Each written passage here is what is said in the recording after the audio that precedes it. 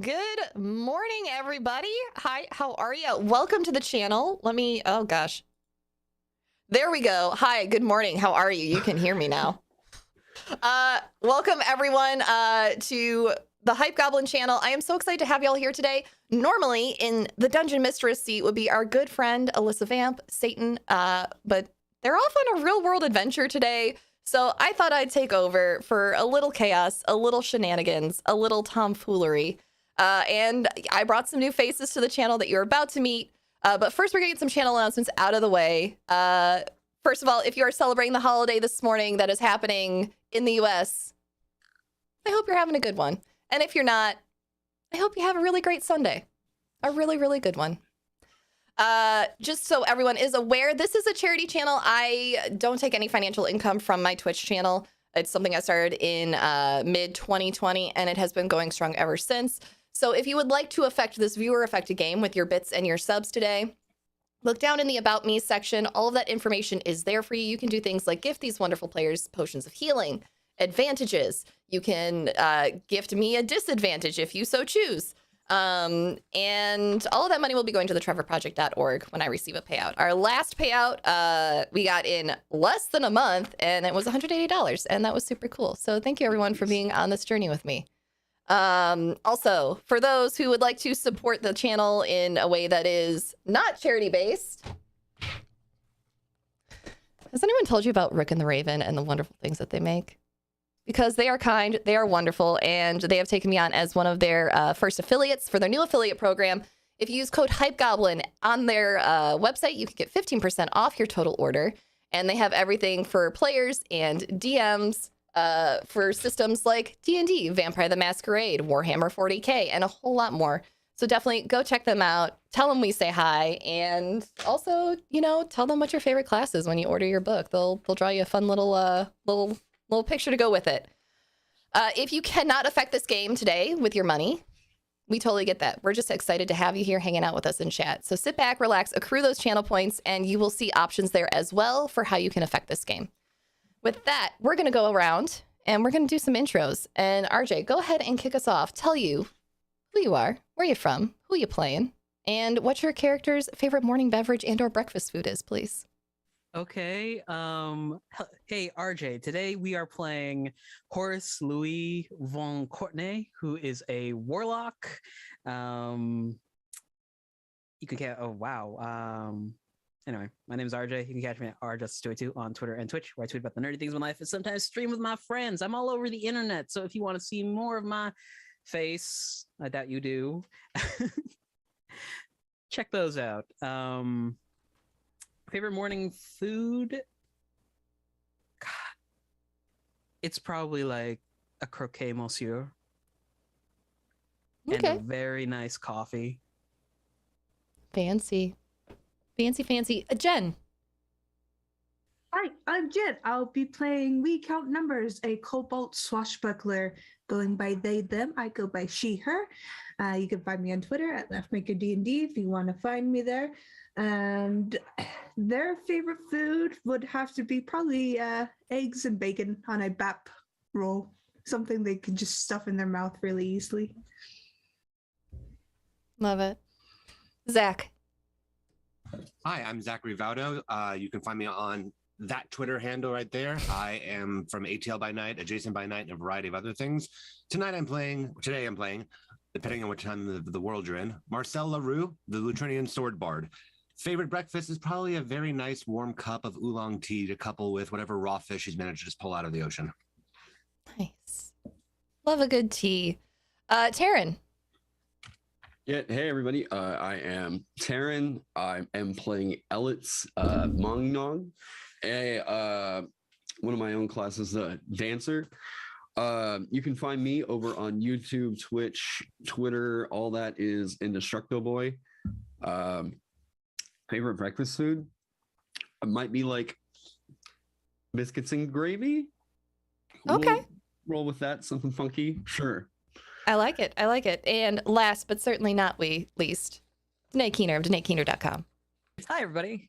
Speaking of Danae Keener, you can find me at DanaeKeener.com. I do nerdy drawings mostly related to D&D and a lot of things on the Indoor Adventures stream. You can also call me Wings. Either one is fine, but today you should call me Galatea because that's who I am going to play. She is a fighter and also a sea elf. And reckoning on that, I suppose her favorite food should have to be something she can't get a hold of beneath the waves, citruses of all kinds.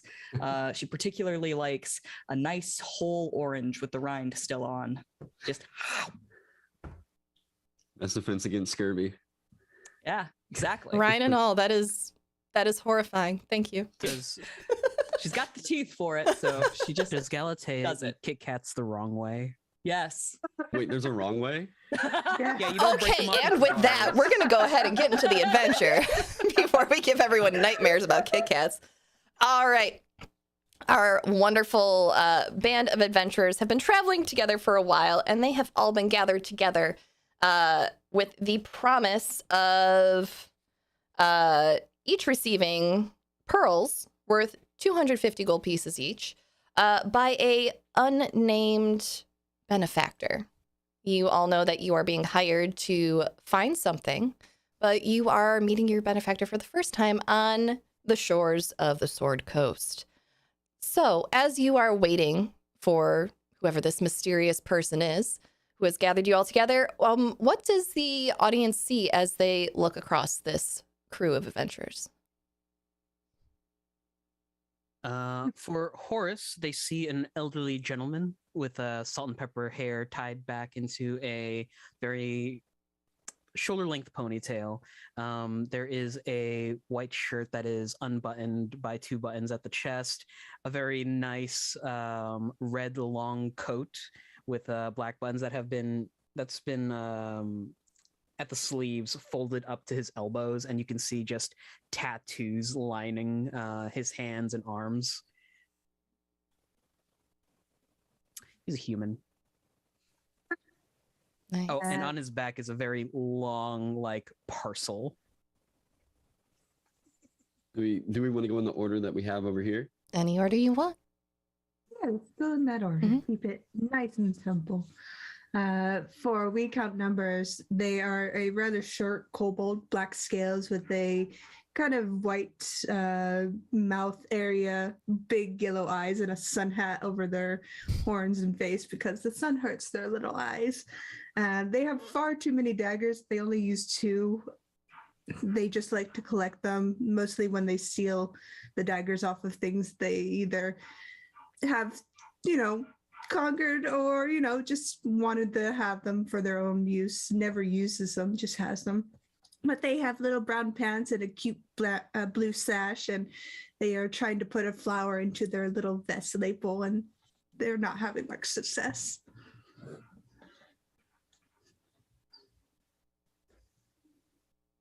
About roughly same height as we count numbers. We've got Marcel, who is a Lutrinian, it's an otter race. He's got like the orangish brown fur with a matted kind of beard that just comes out of the fur there. One eye covered by fabric that's just been sort of attached on. Nice buckle coat. The notable thing though is an unusually nice spear across the back, a very shiny scimitar on the hip, and a very ornate lute that he's just idly strumming. It seems like he threw most all of his money into that compared to everything else that he has on his person. And then Elyts, like dark matted-haired satyr with pretty tan skin, and then a light, looks like a tattoo of a bird with 7 wings on his back. Otherwise, fairly ostentatious clothing.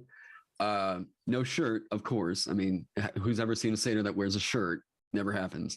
And just sort of green and yellow corduroy pants, we'll say. All right. Galatea is a sea elf, has bluish skin, greenish hair, an eye patch, sharp shark-like teeth, She has bare webbed feet and a sleeveless sort of shirt, I guess, and underneath which a pair of octopus tentacles tattoo. A tattoo of octopus tentacles spreads across her arms from underneath that shirt. And if you've been around her for any amount of time, those tentacles seem to move when you're not looking, as they appear to be in a different spot every time you look back at her. She also has a weapon strapped at the small of her back. That's it. That's what she looks like. Wonderful. And as you all wait on the beach, what are you doing?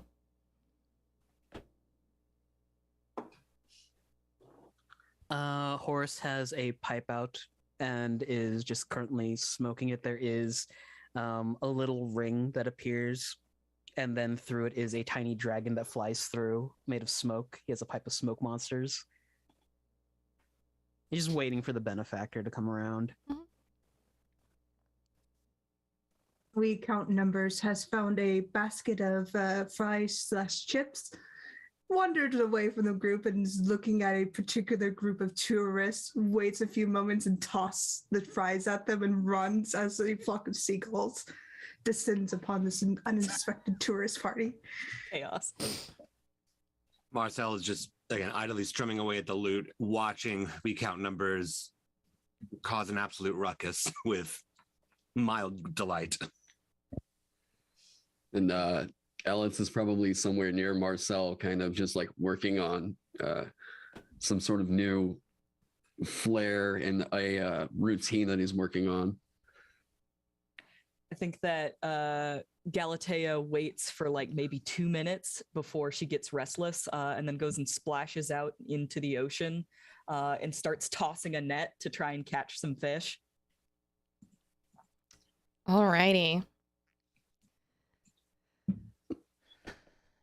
As you are out in the ocean, Galatea, tossing this boy. net, you're not catching much, but you toss it out, and as you look back to check on your friends waiting for you on the beach and look back to where you have recently thrown your net, there's another sea elf standing there with your net draped over their head.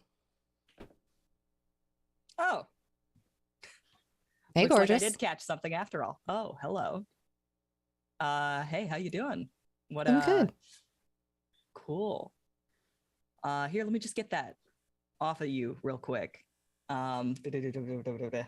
Rolls up that net, tucks it literally into the quiver on the small of her back, just like impossibly fits into it.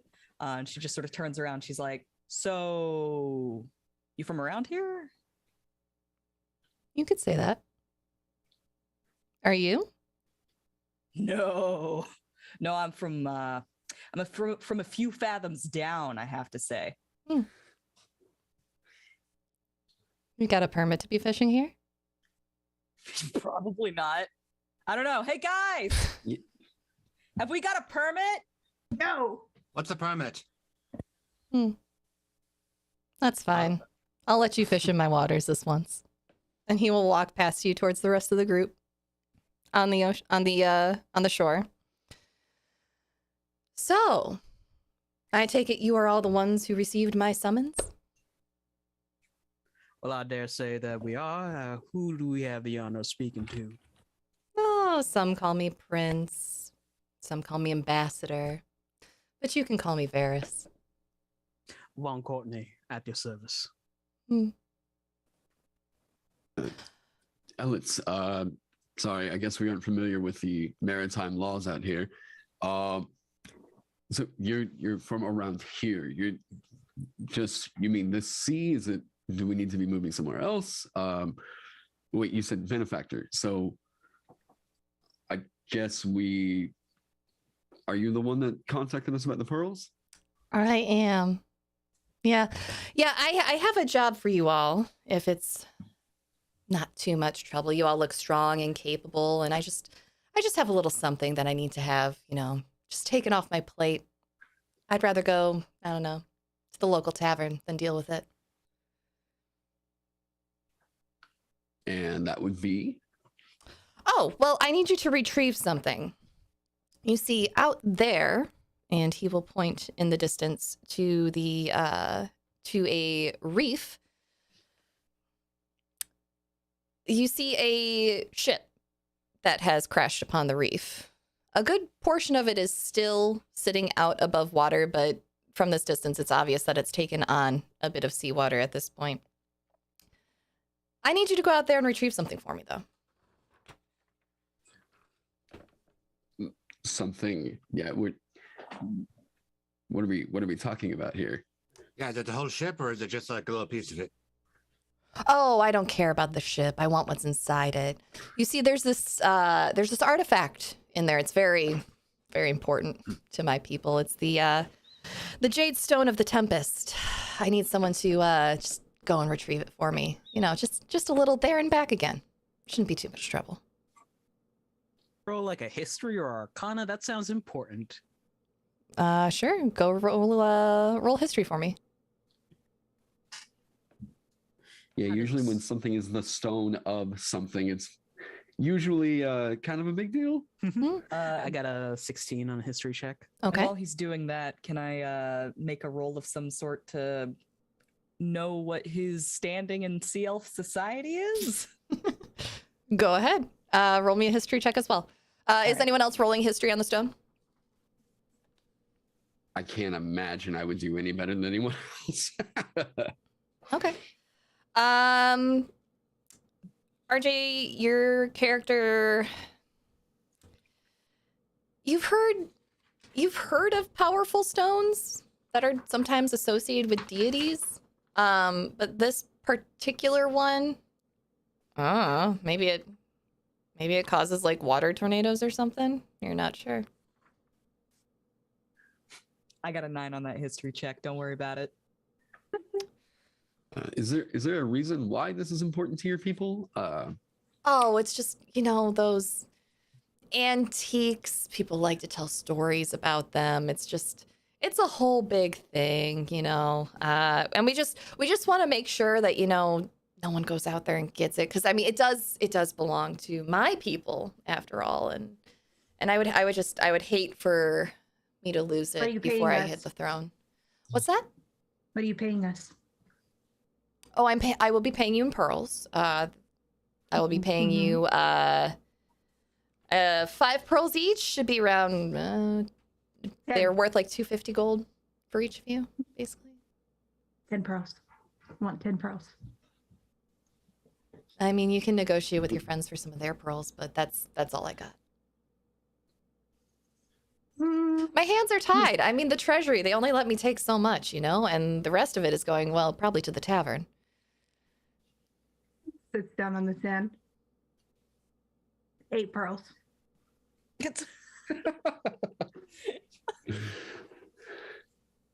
They're a negotiator. I don't know what to tell you. Well, Mike, is there a chance the ship has something other than just the stone that you're looking for? I don't know. So you only really care about the stone on this ship? Anything else that's on there? Anything else that's on there, yours to take. Okay. See, WC, like, I think, look, if we're just talking about going and picking up the stone, there's a good chance if they were carrying something like this, there's got to be other good stuff on that ship, right? So we can take those? I think we just got the okay on that. Okay. Now, whenever you say cultural significance, are we just talking about something that's important to your people, or rather something that would be more useful to your people? I mean, isn't everything of cultural significance somewhat useful in a capacity? I mean, you walk up with some great big long lost treasure and the people are just gonna, you know, they're gonna throw flowers at you. They're gonna sing your praises for a little while. They're gonna ignore the latest scandal that's happened and hit the papers. It's all useful. It's all important. Yeah, but there's a difference between, you know, important historical documents or art pieces and swords or a magic wand. You know, I mean, You know what I'm talking about. The utility you're looking for out of this, is it more to increase your power, or is it just, you know what, I really miss my grandma's necklace kind of thing? You know, there's nothing saying that a magic item or a sword can't be a work of art as well. So yeah, it's just a beautiful thing to behold. What scandal did you get into?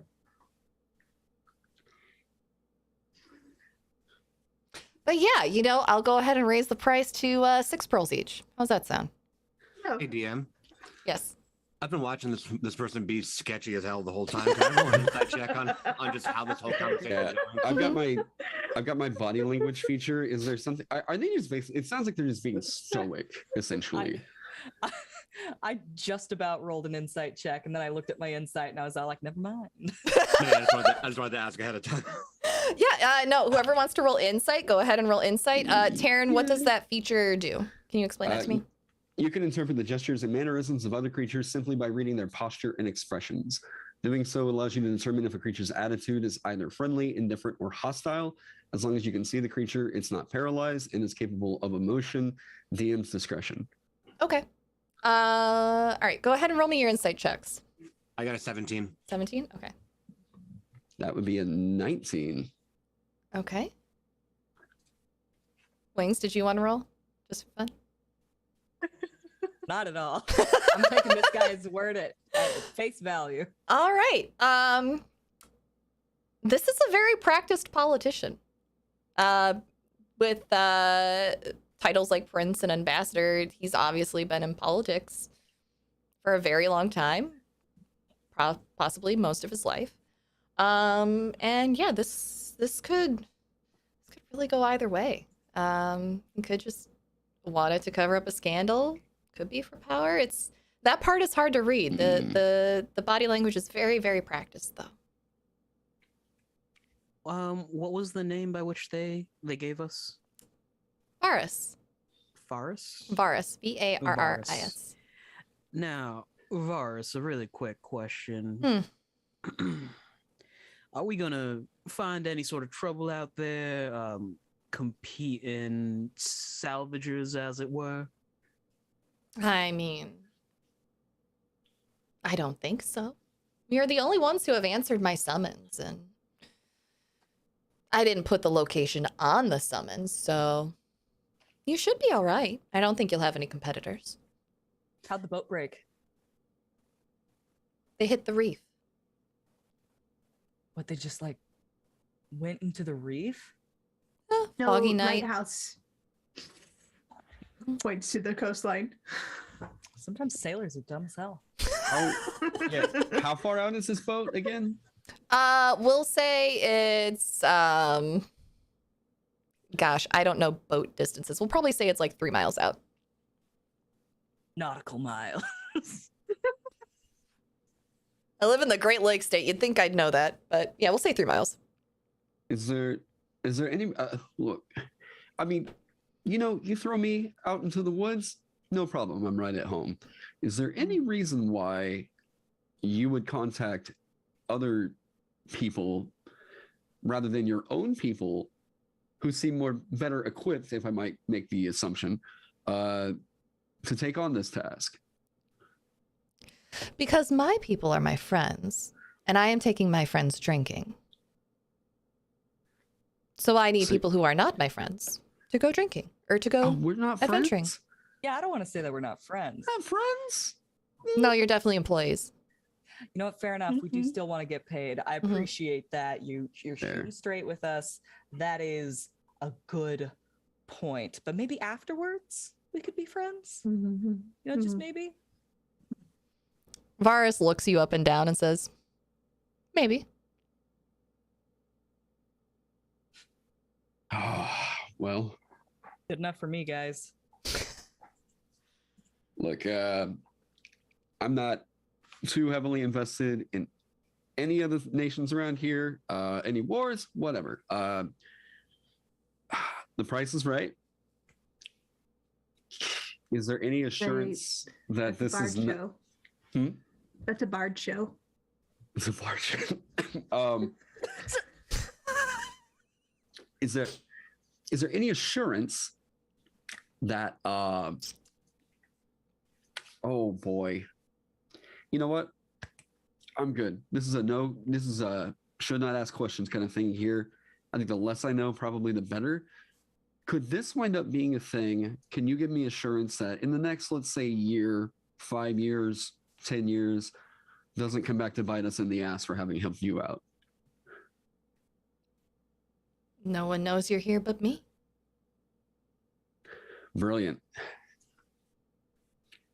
Varus, another quick question for you. How good's the hunting in these waters? Depends. How stealthy are you? Oh, it's not all about stealth with me, good sir.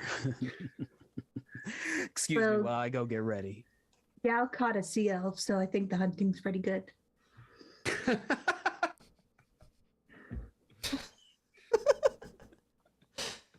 All right. Well, we are all set. I'm off to the tavern. I have a Warforged gentleman whose life I need to make hell. You all have a wonderful time, and I will see you later. Bye-bye now. And he will walk off and meet up with some merfolk who are coming out of the water and head into town. We all Yeah. agree this is absolutely a trap, right? Oh, 100%. Okay. I mean- That's what I'm counting on, Marcel. I'm just making sure I'm not the only person here with that, because the complete lack of yes or no the whole way through is just a. But we got 6 pearls instead of 5. Oh, you just don't It get was- elves, Marcel. You gotta stay mysterious. I try not to get elves. You know what? Fair enough. Very tall people. So, what was your? I mean, what's your feeling? We either go out there, find this thing, and I don't think it's necessarily going to be the trip out there that's the problem. I think it's us making it back on the land that's going to be the problem. Oh yeah, I think it's gonna be us leaving the boat that's gonna be the problem. So, Well, Remind me again exactly how many of us can breathe underwater. not me. I can hold my breath for a pretty long time. All right, I just need to know who I need to prioritize when I inevitably need to drag your ass out of there. Oh, the 3 of them first.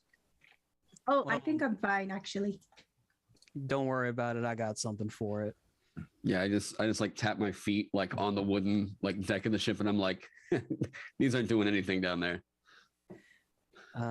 Horace walks over to. I imagine there's like a low like seawall, Mhm. and behind it there is something that's been tarped. He'll rip the tarp off of it, and there is what looks like a crumpled set of plate mail, and he's going to begin to don it.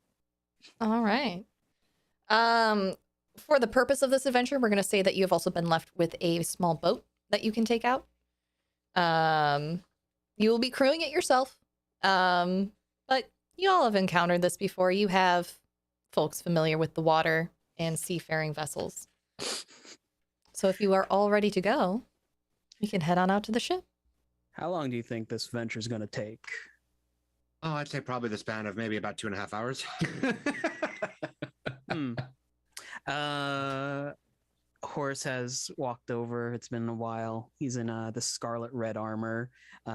He clips something on his wrist, and there is a small poof that emanates from him. He casts water breathing on everyone. So that Thumbs lasts up. for 8 hours. Oh, nice. It's like, Appreciate it. Like kind of built for it, but I'll take the boost.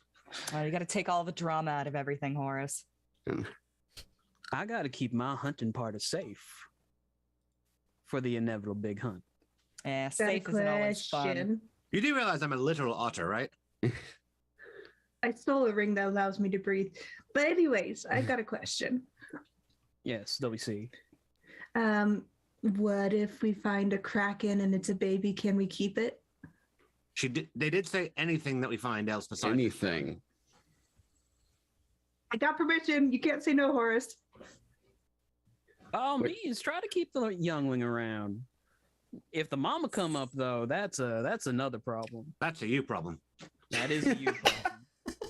Willing to adopt children outside of my peoples. I mean, I'm happy to live with a mama kraken.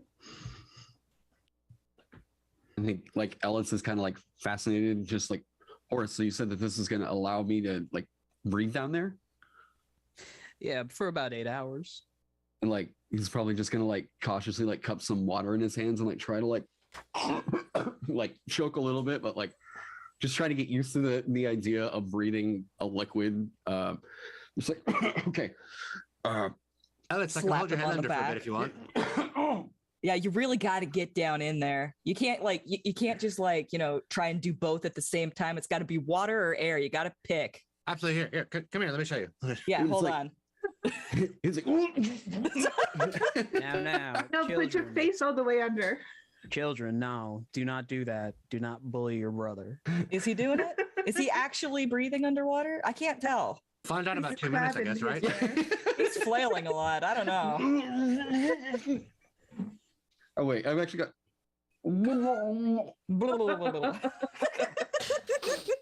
Are pick it you up on are you one. all sailing and bullying each other, or are we still on the shore? Oh, we're on the shore.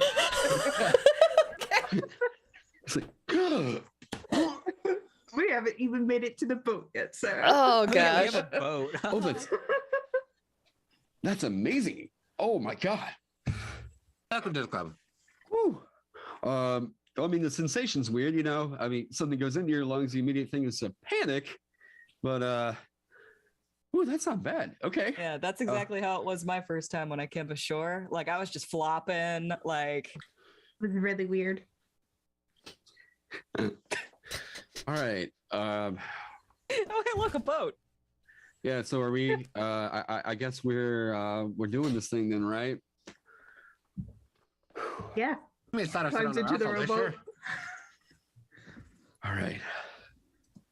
Well, yeah. Then let's. You're not All scared aboard? of the water, are you? I'm not equipped for the water, but Just attempted to drown you. I think you're pretty equipped. I mean, no, I'm feeling much safe. By the way, Horace, thank you so much. I think I'm feeling a lot more confident, we'll say.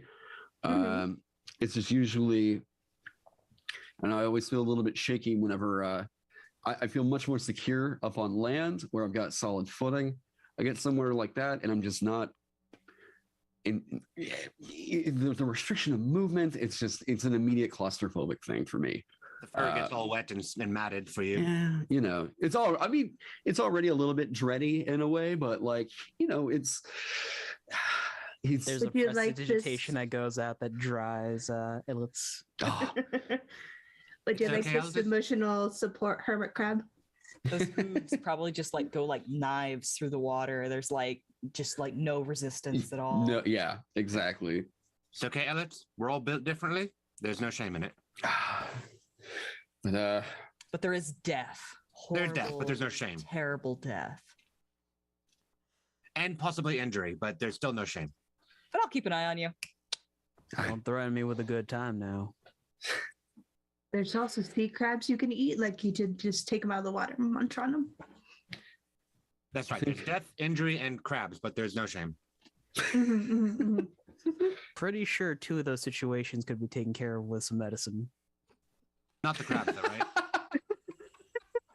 No, crabs. No, are not the persistent. crabs. there's your one-shot title, Sarah.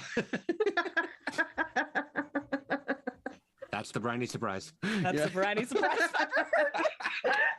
Where I'm from, that's called the money shot. And with that, we're gonna go ahead and end stream for the day, y'all. Have a great day. We are done. Hey everybody, my name is RJ. You can catch me RJ. Galatea has a swim speed of 60. She's gonna push the boat. Okay. We're gonna do a little world building together here as you all board the boat with your threats of killing each other and bullying one another and your briny surprises. Listen, I'm not gonna kill him. It's gonna be the ocean. Nature's a fickle beast. What I'm not does responsible for what the ocean decides. That's true. What does y'all's boat look like? Imagine a It's a s- horrible moss-covered dinghy that's of little to no use to anybody. All I'd right. say a Okay. medium-sized moss-covered boat Mhm. that's of little to no use to anybody. All right. I can't Medium. help but imagine we count numbers is probably, I mean, vandalized it a little bit in some fashion. That's where the But yeah, moss came there's from. Yeah. weird barnacles all over it. So our boat, I mean, did you say it was like a rowboat or was it like we It's have whatever was you want it assuming to a be. rowboat. You all Well- tell me what you have. Let's call We it could- let's call it a schooner. Let's Okay. put it down like Schooner? in the water Mhm. because like we have plenty of people in our party who are like good in the waves. So like let's say it's like one of them, like it doesn't like sit really high in the water. It sits pretty low in the water. Okay. Almost like a pirate ship. Hey, I got a question, y'all. Are we pirates? Land Think of more like pirates. privateers. Okay. All right. Cool. You have the better healthcare package. I was That might like, have been something looking to ask over- earlier, but I think if you have at least one member of your crew with an eye patch on, that immediately throws you into pirate category. it's Privateer category. Privateer. Okay, well we'll call it that. We're getting paid by the crown, so we're privateers. Exactly. Okay. Yeah. So like ocean mercenaries. I like it. Yeah. No, let's just why don't we make it like one of them oh, I don't even know what to call it. It's more Sloop? yeah, it's like more Asian styled with like the kind of sail that like it looks almost web. Yeah. One of them's. I don't know what those More are of a called. Yeah. slide. It's like a sail. longboat sort of deal, yeah. but more Asian inspired. Yeah, I like that. That's cool. And then we can just have like Galatea's got a thing for nets. Like she makes nets in her spare time. So there's a lot of nets on the back of it. I'm using at least one of the nets as a hammock. Yes. I think the style of boat you're thinking of is called a junk ship. A junk ship. Yeah. I played a lot of Civilization. Well, surely that's what it is. Yeah, that's what we got. Alrighty. Well, it's only 3 miles out, and anyone who's been on a boat before knows it's as the crow flies. So you are crossing and making good time. And with your We make Wha- sure not to run into the reef. with your water experts on board, you are more than capable of pulling up near this vessel. We And drop anchor, and Galatea's like, I don't know why that's so hard. it's because they didn't have you on their ship. That's why. Clearly. Yeah, you are able to approach this vessel safely. And how would you like to board? I am taking everybody else's lead. Like, There's Oh. a low gust from Horace as these two cylinders appear, kind of push themselves out of the back plating of his plate armor, and he's going to fly up to the deck of the ship. Okay. Go There are off. I'm just gonna rungs climb. alongside the ship. Yeah, there's something we can use just to scrabble upside the ship. Yeah, there's ropes hanging from the side. Okay. Galatea just steps off the side of the ship, and she's got boots of levitation, but I'm flavoring it as a jet of water that shoots up out of the water and just like lowers her into it. I love it. I'll just climb up using the ropes. Follow All your right. lead. Alrighty. As you board the ship, you see a deserted ship. There is a map for my players on Roll20. If you would like to check that out and place your tokens where you're at. But it's deserted, barren. It's taken on a little bit of water. Clouds are starting to gather overhead, and there's a bit of a light rain starting up as well. The main deck empty. You hear the creaking and groaning of the ship as it rocks back and forth on this reef. And the middle section of the main deck is about a foot underwater right now.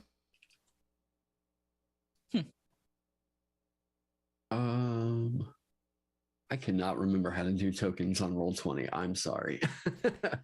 You will go to your sheet if you have one, and then just drag it on over to the map. If you've already Yeah. put a token in there. I haven't. Okay, If- I'll figure that out. Yeah, you can. There should be blank character sheets. You can either just grab one of those and drag it out, or upload a photo. Taron, I'm gonna send something in the chat for ease. Yeah, thank you. Yeah.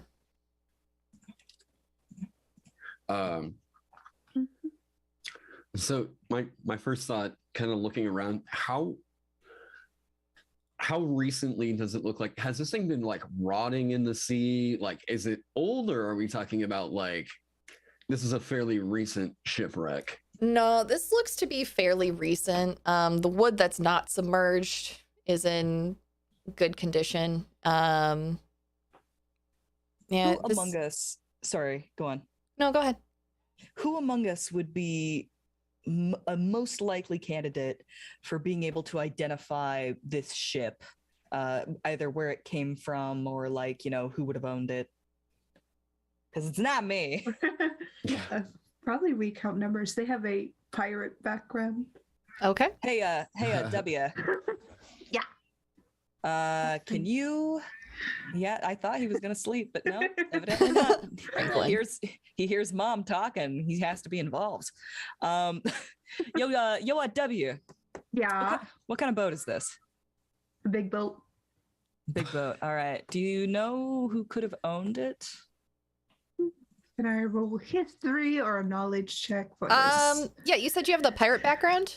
Yes. Does that offer any pirate lore knowledge? It benefits? just basically gives me a safe passage background. So if I Okay. say I want a ship and go to another pirate slash person saying, hey, can you give me a ship? They'll say, yeah, Okay. here it is. I mean, pirates know one another's flags and colors and stuff. So let's go ahead and roll that history check for me with advantage, please. Okay.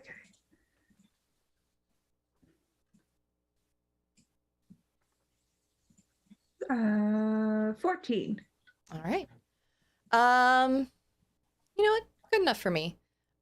You recognize the ship as the Salted Bunny.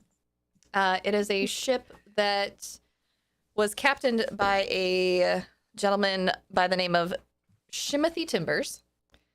And it's most often seen in the waters of a distant continent, Ashenfell.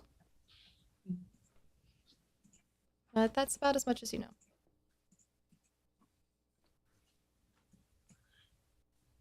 I'll tell the others. It's from the far off place, Ashenville. It says, leans over the side of the ship. It says Salted Bunny. That's about it. Where there would normally be a mermaid on the front of the ship, there's a giant bunny mermaid.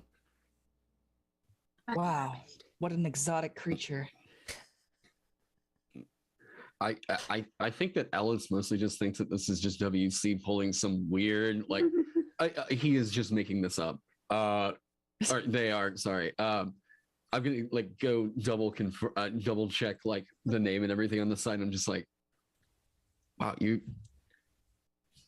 this day keeps getting weirder and weirder. Guys, do you think I'll ever get to see a bunny? One day. A salted bunny. Don't worry, Galatea. If you want me to, I could tell you all about the rabbits. There is the sound of a on the side. Oh, Horace, you're such a great friend. All right, you are all on the deck of the ship. There, real quick. Yeah. Marcel needs a character sheet, real quick. Yeah, Oh. I think Elyts does as well because I'm not able to access any of the stuff. Hang on. Tap it right there. Schwipsy. Quick, everyone, fam. Fuck it. Tell me more about the rabbits, Horace. Yeah. No, don't do that.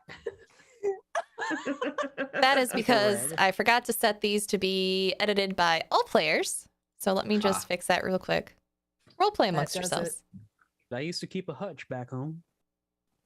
Really? Yeah. They like locked ears, long hair. Did you make knit weave out of them? What, you lopped their ears? That doesn't sound ethical. They No, were the long ears. That's their name. They were Netherland dwarves, and no, I did not make nets out of them. You can, you can groom them and get fur from them like alpacas and weave them into clothes and stuff. Oh, kind of like chinchillas. Yeah. Yeah, we do something similar with our fish where we take like, the scales that they shed, and then we can just like put them onto armor. See, call fish, it- I know. I feel like you two are making up animals, though. No. No. Yeah, Call it salted bunnies. skedazzling. All right, you should Have you? both have a sheet now. I feel like they missed an opportunity to name this ship the Salted Caramel. Caramel or caramel? You could pronounce it either way. It's kind of like tomato. Caramel. Caramel. Caramel. Good try. So there is a wrong way to say that word. Shimomire. Marcel, have you ever seen a dog? In a distance? No, up close, like pet. Scratch their ears. Ah, no. You have to fix this. I know a 3-headed one. Feels like kind of diving into the deep end with a dog, doesn't it? Nope. I mean, You wouldn't you start want with to? one and like build our way up? Yeah. So it's a hellhound, and they're very cute. You keep saying words and it's not selling me more. They're very warm. No, a hellhound sounds cool. When do we get to see a hellhound? When you you go can to hell, see probably. my brother. No. My brother has it. We count numbers too. They love it. Horace, when do we get to go to hell? Already there, gal. Already there. Wow, that was fast. Thought this was the material plane. No, it's my own personal hell. Don't worry about it. Oh, Hmm. okay. Well, it can't be hell, Horace. Otherwise, where are all the hellhounds? Let me just go And roll a d20 real quick. All right. Horace Are contemplates y'all about able to telling access Gal. those sheets? I have not. I'm sorry. I refreshed Really? and I can't see it. Let me Yeah. exit out and come back in. Okay, that is so weird. Yeah, yeah, I'll close it out and see. Yeah, I just got Taron's popping up for me. Okay, so there's It might be Terrence. like a loading thing. Might take. Yeah, a I think sec. that's it. So we can just go around. We can just keep Okay. going until we get there. There I There's am. Axe. Yeah. Great. Yeah. All right, let me know if you can edit those. fantastic. Okay. Perfect. Okay. All right. So while you are getting those together, as you are perusing the deck of the ship, you see stairs leading further in the center where the grate is, and you see 2 doors leading into sets of cabins. Who wants to take the door? Takes the back door, wanders away. Not supposed to be much of an option in that case. Sloosh, sloosh, sloosh, sloosh, sloosh. The water's like a foot tall. I'm sure we count numbers is just skimming the It's- surface. It's up to your armpits. You poor little kobold. Maybe. Sometimes these kinds of doors both lead to the same place. Do you want to just open them both up at the same time? Yes. It's kind And of then a like, kraken pops out. yeah. If we're lucky, we'll start 2 encounters at once. All right. Are you opening both doors at once? Hell yeah. Yeah. I'm just extremely paranoid, watching our backs, like keeping my eye on the water. Like, I can't see any way that would go poorly. not at all. All right. Opening both doors. We'll start with what is labeled as the captain's quarters. Let me get my reveal tool for y'all. Do do do do do.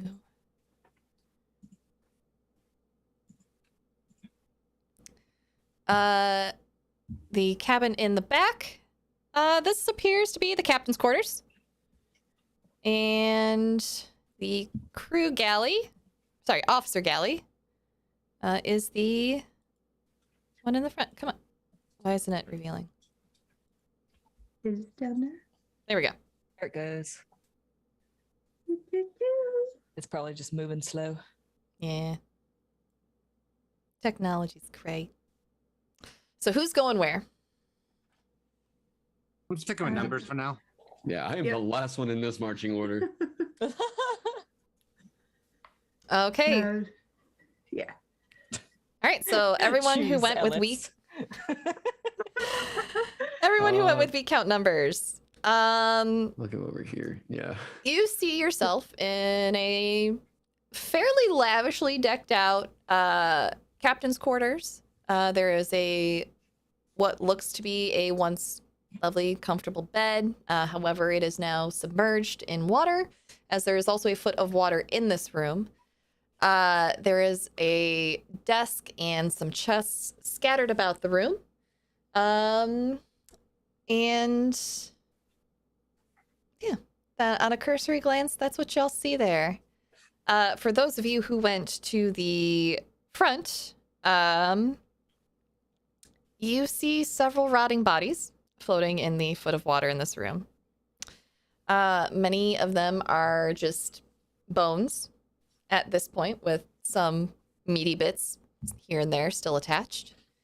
And their skulls all seem to be close, but detached.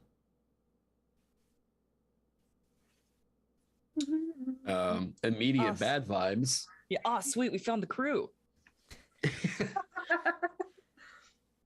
So, wait. You said the bodies. Looking at the bodies just a little bit closer. Mhm. I'm looking for like kind of cause of death as I'm looking them over. Does it look like they were mangled or like attacked by something? How close are you getting to the bodies? That's the thing you want to hear a DM say. I mean, are you getting Yeah, up close yeah. and personal? Oh. Like, what you doing? I'm like kind of inching my way. Sounds to me he's trying to do an autopsy. Mhm. Yeah. Yeah. I'm like kind of inching my way closer. I've got a quarterstaff in my inventory. I'm kind of inching closer and like I poke it once and then immediately like like, Okay. Go ahead and roll me a medicine check. okay. Oh, I should probably clear that. There we go. Chat, I would like to remind you that you can gift these wonderful players advantages. That is a nat one. Yeah, they're dead. Those are definitely bodies. And as you poke the body closest to you, the skull begins to shake and move. And so do the other skulls in the room. I imagine for like that nat one, I have like turned my back to the bodies and I'm just looking back at like the rest of the party. And I'm like, all right, I think we're good. I think I'm just being. Horace has his gun trained on Elyts, but it's like to the side of Elyts, but it looks like from the camera angle it's on the Elyts. As these skulls start to move, you are encountering 4 bone crabs. And with that, we're gonna go check on everybody else in the other room. What y'all doing? Bone. We're just taking in the significantly better option so far. All right. Marcel, I'm so glad we chose this spotlight. I mean, look at it. It's so clean, pristine. Look at this. Holds up a wet scarf. I want this. Stuffs it into their bag. I mean, they did say whatever the hell we want, so Are Yes, that is you- so true? Are you searching the room? about to. I've got. I'll look to weak count numbers. Do you want to go about this the easy way or the longer, more involved way? Holds up a candlestick. What's the difference? Less time, perhaps? Okay. Yes. All right. And I'm gonna pluck a few strings on the loot just to get myself some focus, and I'm gonna cast locate object off of this name of this object that we were told. Okay. Remind me again how locate object works. Describe or name an object that's familiar to you. We've been described it by the proprietor of this object. We sense the direction as long as it is within 1,000 feet. Okay. I would say that you get the sense that it's down. You're gonna have to go further down to find it. Yeah, I can't locate it. I can't locate the object specifically because I haven't seen it, but I can get the sense of like something that is as close as this person has described. Yeah, it's below you somewhere. Okay, so feeling that, let's go. All right, it is down. So this room is fair game, and then we can go down. Okay, let's go tell the others about the fair game room because he stuffs another candlestick. I'm just gonna keep taking stuff and nobody stops me. And I think we should be fair. Gal should see some of this stuff. I think they'll find it neat. You know, I think you're entirely right, and that's very generous of you. DM, I'm going to take a quick scan around the room to see if there's anything interesting I want to grab before we go tell people about things in this room. Yeah, roll me investigation. All right. 12 flat. Okay. Good enough for me. Looking around the room, you see a lot of things, the trappings of someone who would spend the majority of their time on this ship, a lot of personal items, some worth money, some not. But you notice rolled up on the desk is a nice piece of parchment. Luckily, it has not taken on water yet, wrapped up in a red ribbon. And just take the back end of my spear and loop it through the parchment, just slide it down to me. So this looks fancy.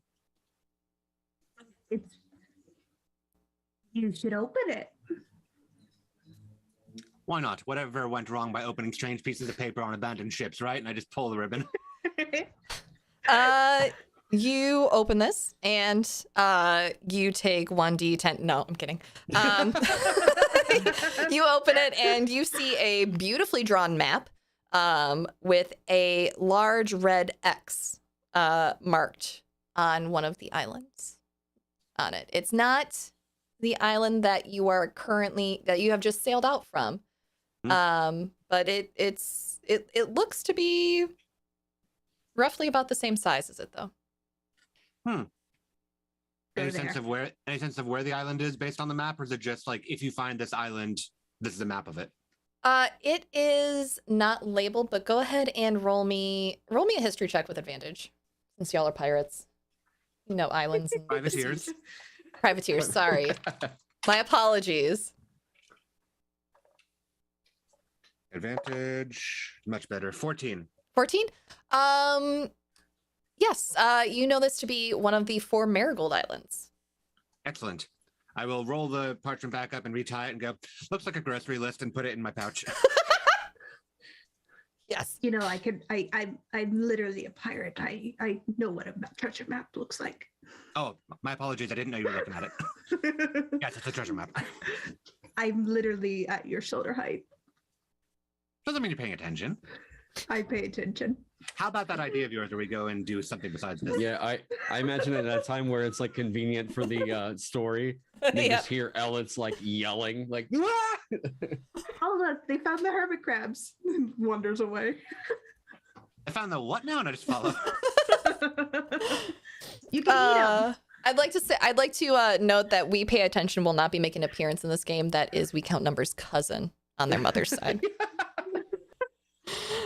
Yes, but you can go join your friends in the other room. We are going to go ahead and roll into initiative. You all will be, we will be starting with those in the room on the first turn. Second turn, you all will come in and assist them. I'm going to use my break a leg feature as a reaction to rolling initiative. Okay. I'm going to grant, so let me see. I'm going to grant Horace advantage on the first attack roll or ability check he makes before the end of his next turn.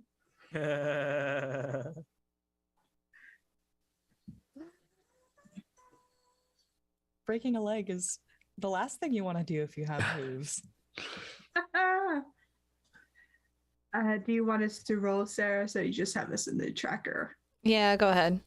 Oh, Okay. in the tracker. Okay. You make sure you click on your token before you hit initiative. So that Thank you. I'm learning so much about Roll20 today.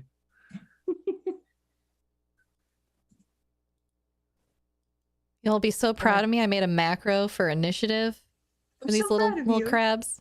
Yes. I am proud. I've been making macros in Roll20 since 4th edition. I've been making macros in Roll20 since Pathfinder first. Yeah. Look at Did that gal growing up. Don't make macros. I don't think I put it over here. Don't make What? macros, make mac and cheese. I'm not growing up. All right. What are you talking Yeah, Um, make me. I rolled initiative, but it didn't put me in the turn order. You gotta I got- click on your token Token. first. Yeah, I did. I'll It- add you to the turn order. Okay, I got a 13. 13. It's in the Okay. chat. Word. All right. So, top of the round. I should zoom in so I see who this is. RJ. Looks like you're going first. Yeah. Horace has his packed weapon out. It is a lever action rifle. Okay. Just hear the as he racks a bullet inside of it, and he's going to target the crab closest to Elyts. All right.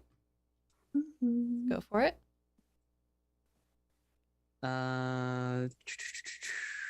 This button. 26 to hit. That hits. Cool. For 13 on the first, points of piercing. Okay.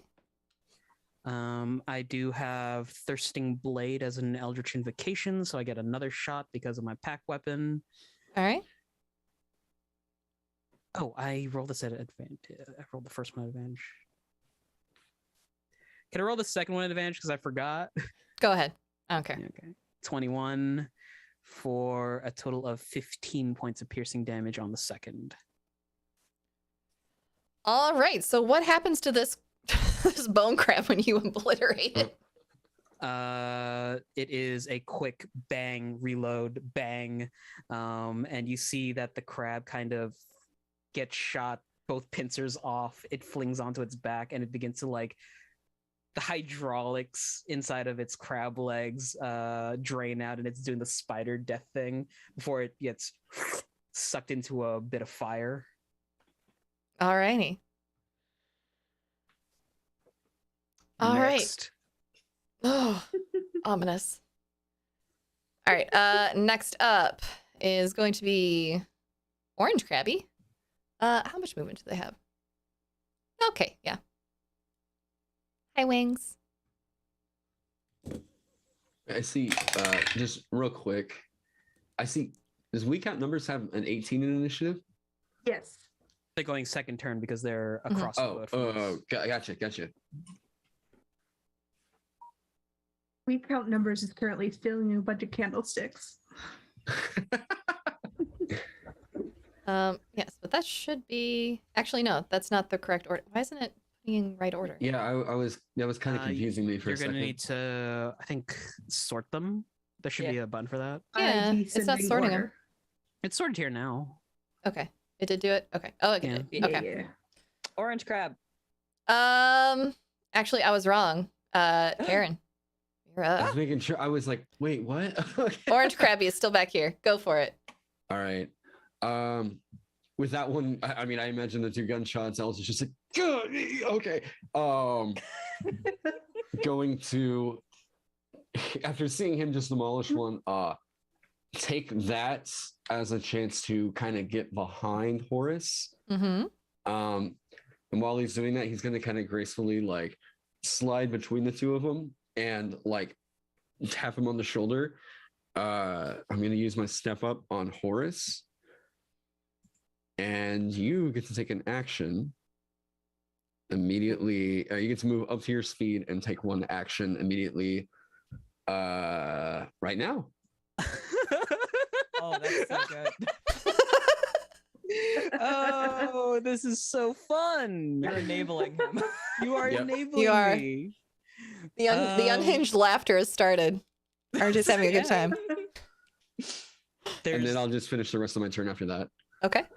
there's a dent in the boat slightly as Horace like just gets into the middle of the room, re-racks another bullet, aims it at the green crab, and he's gonna take the attack action Okay.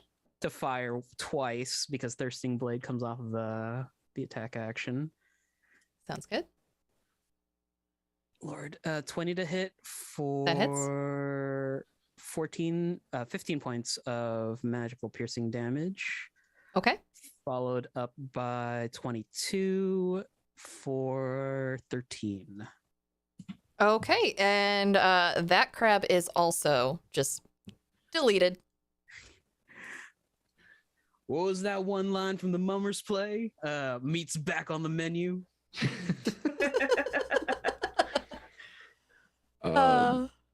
And just with that, I'm going to use the mesmerizing twist flare. Okay. So I imagine I like kind of drop down for a second, immediately like look back at what's around me, and as I like kind of spread my hand, like wave it across the area. That last crab, I need it to make a wisdom saving throw. Oh, goodness. This poor crab. Okay. 3? That would probably not cut it. Yeah. So he's gonna take 2 psychic damage. Okay.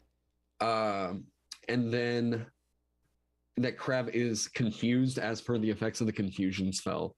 Okay. As there's just a bunch of, I imagine like spectral like dragonflies that like as I finish the flare like kind of sprout from my hand.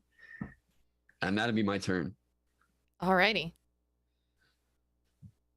All right, now, okay, that crab's dead. Now Orange Crabby moves in. Okay, Horace. Does an 8 hit? No. Cool. That die is gone forever. Does a 16 hit? No. Okay. That crab is just not having a good day. That's its turn. Orange, blue crabby pal. We'll bring them up.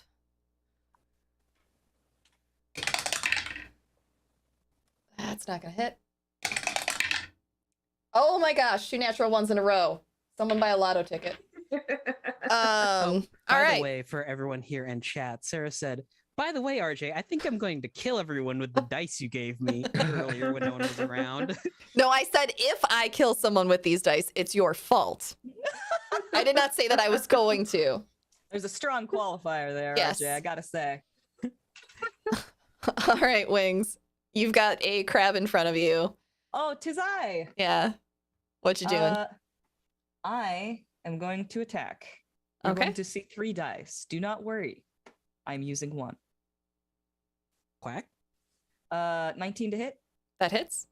That's going to be 10 damage as Galatea reaches behind her and pulls out of that quiver, much too large for the space that it is contained in, a double-bladed scimitar. And she's just going to like whack it down onto the top of this crab. Is it still up? It's still up. All right, second attack. Whack a second time. 12 to hit. That does not hit. All right. I missed the second time. Not a big deal. Yeah, I'm cool with that. I'll take it. Okay. That crab is dead. Okay, top of the order. We count numbers. You rush into the room. We did find the hermit crabs. Welcome to the party. Okay, kind of cozy up to this orange dude. Yeah, no, I'm gonna hit it. We'll try to hit it. Okay. Try to hit it. Does a 22 hit? It hits. Amazing. And then how many more sneak attacks? 7 points slashy damage, and then 2, 3, D6. Your sneak attack got rolled to the side. Oh, it does it for me. Okay, cool. So 20 damage in total from that sneak attack. What does it look like when you kill orange crabby man? I think we count numbers just kind of plunges their dagger into the top of the skull and then comes up with the skull still attached to the dagger, and they're just kind of pushing it off and like, sorry. This crab is like almost as big as you are, so that is fantastic. Sorry. Yeah. Anything else? I think they kind of just cozy over here. Hey, how you doing? Everybody okay? All right.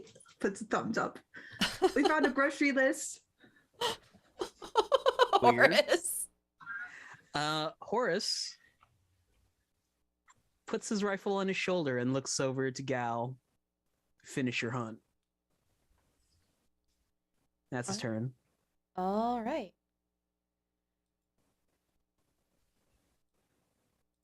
Gal gives him a sharp-toothed smile. Elyts, what's your turn? You're next. I guess I'm just. Elyts, sorry. What did No, yeah, you're fine. Words fine. are hard. These fantasy names, right?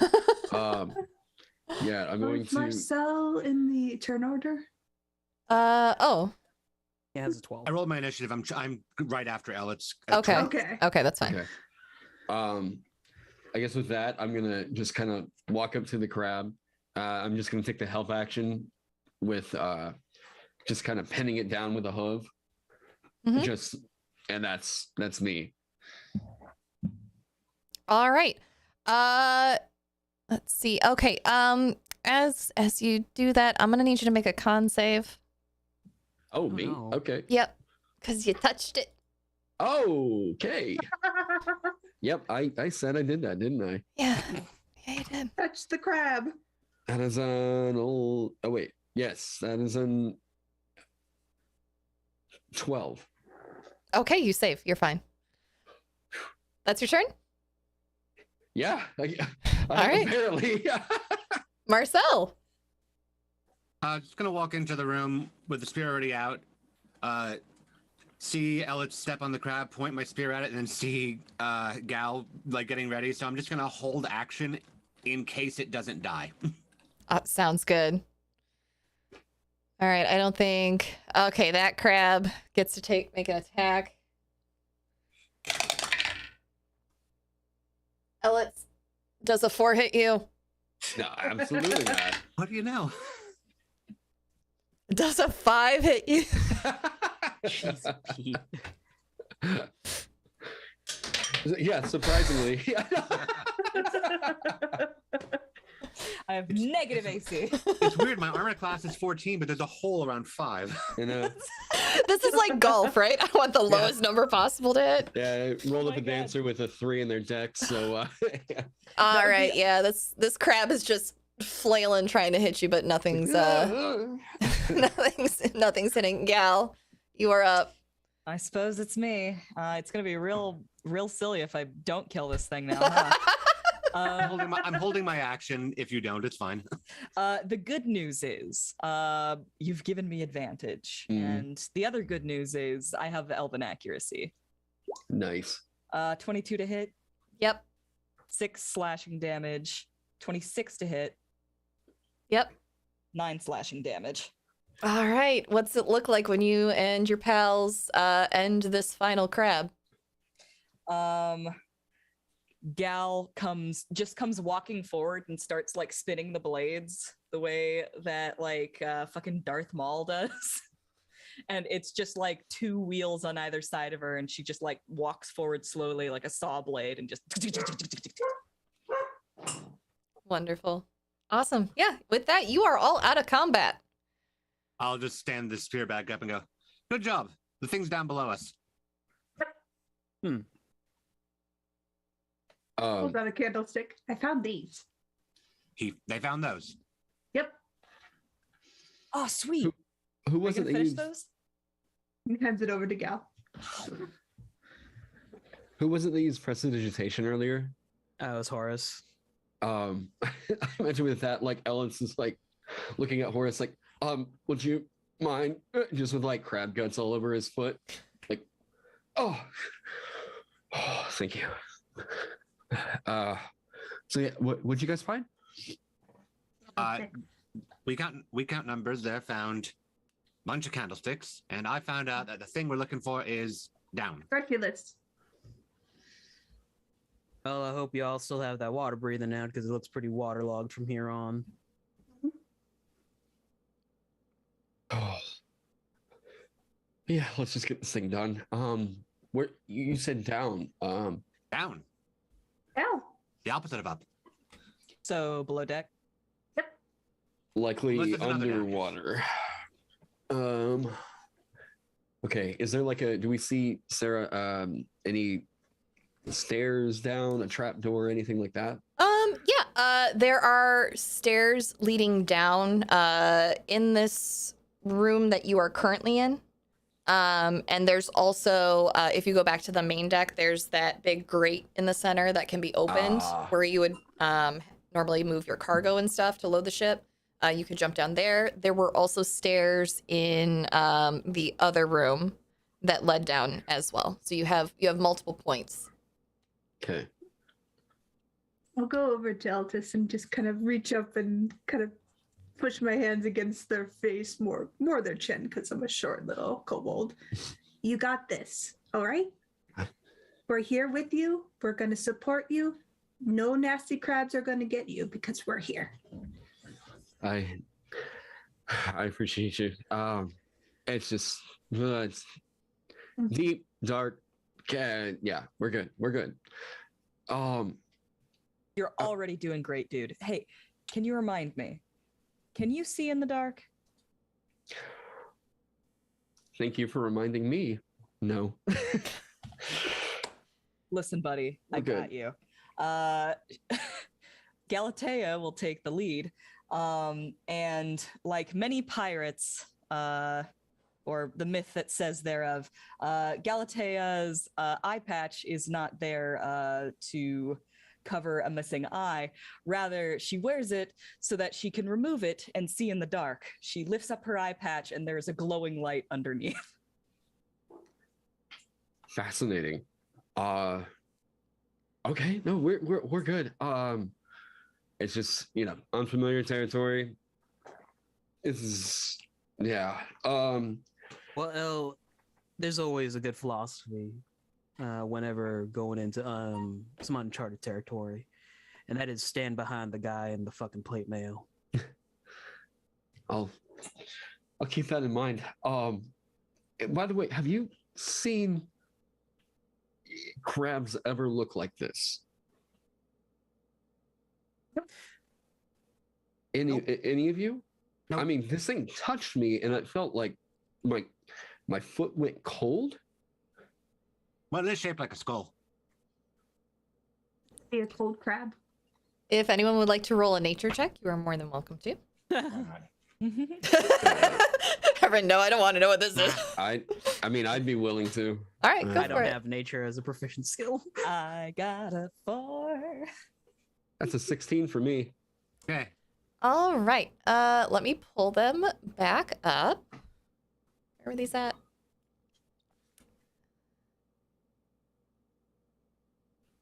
Come on, D&D Beyond. You can do it. So these are called bone crabs. They are tiny undead. They are not necessarily hostile creatures, but if you poke them in their natural habitat, they will defend themselves. It's not a creature that you could domesticate, but some folks have been known to train them to live in specific spots where they want something to be well protected. And they do carry something called the white ghost shivers. Any creature who is injured or makes physical contact with a creature carrying white ghost shivers must succeed on a DC 11 Constitution saving throw at the end of the encounter to avoid becoming infected. And it basically gives you a very, very bad case of the flu, including chills, a fever, and sometimes hallucinations. They're like psychedelic crabs. Yeah. Nice. All right, so undead. Huh? Well, now they're Sweet. dead. Well, you finish them off apparently. So, Elyts, there's lots of strange things beneath the waves. In But there- fact, but- there are things the likes of which none of us can fathom.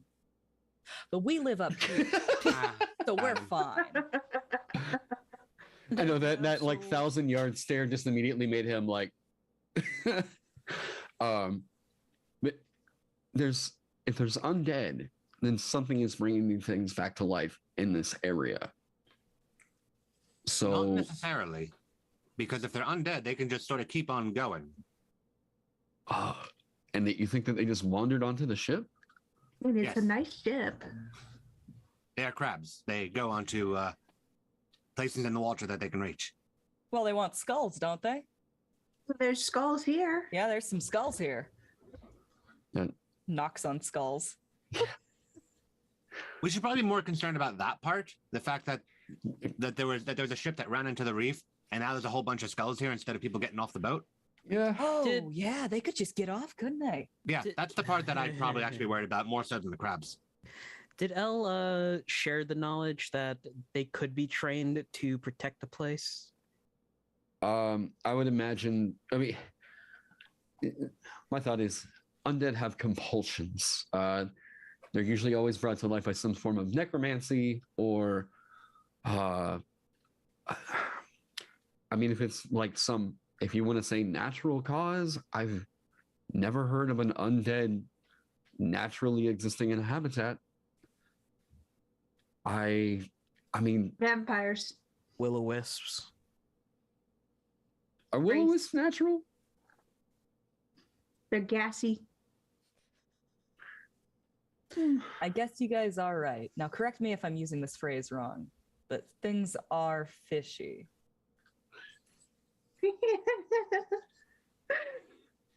That was I a don't good want to one, say you're Gal. using the phrase wrong. I want to say that you're wrong for using it. There we go. That's what we got. Right. Either the crabs. I would rather the crabs kill me before the puns do. So let's figure out.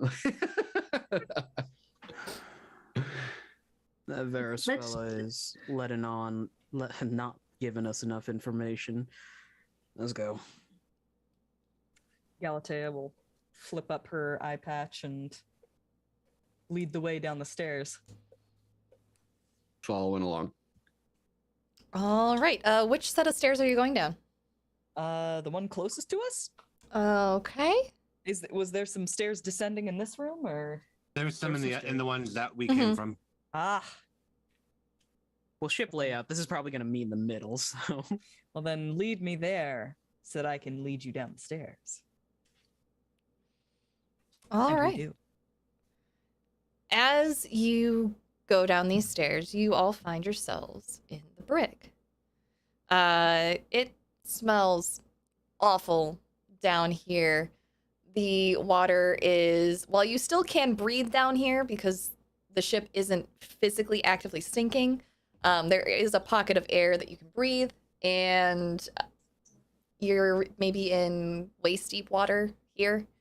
And along the wall, lined up where you would expect to see prisoners, are 5 rotting corpses, chained by their necks, spaced out along the wall.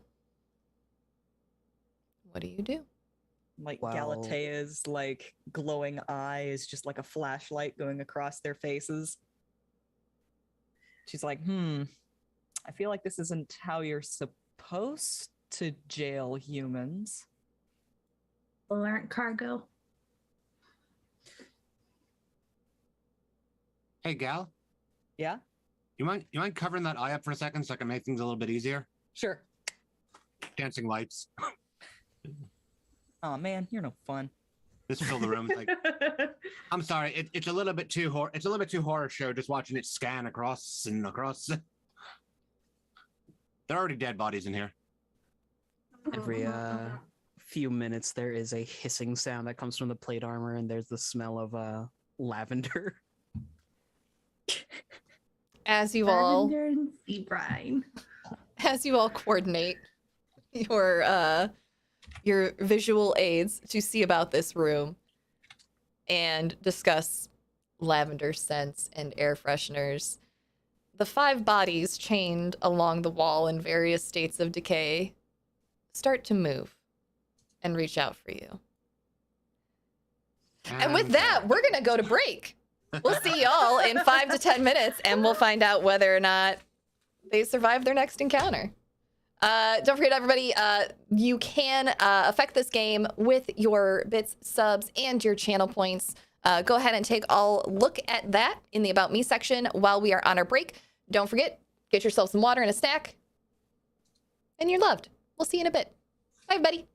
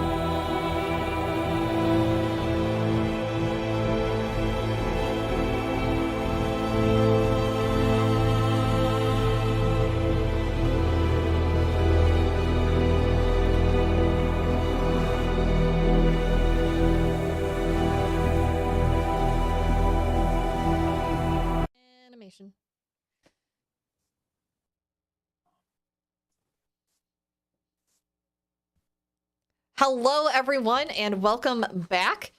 We have had snacks. We have had drinks. We also told each other that we all think each other's neat. So we think you're neat too, chat. We want to tell you that.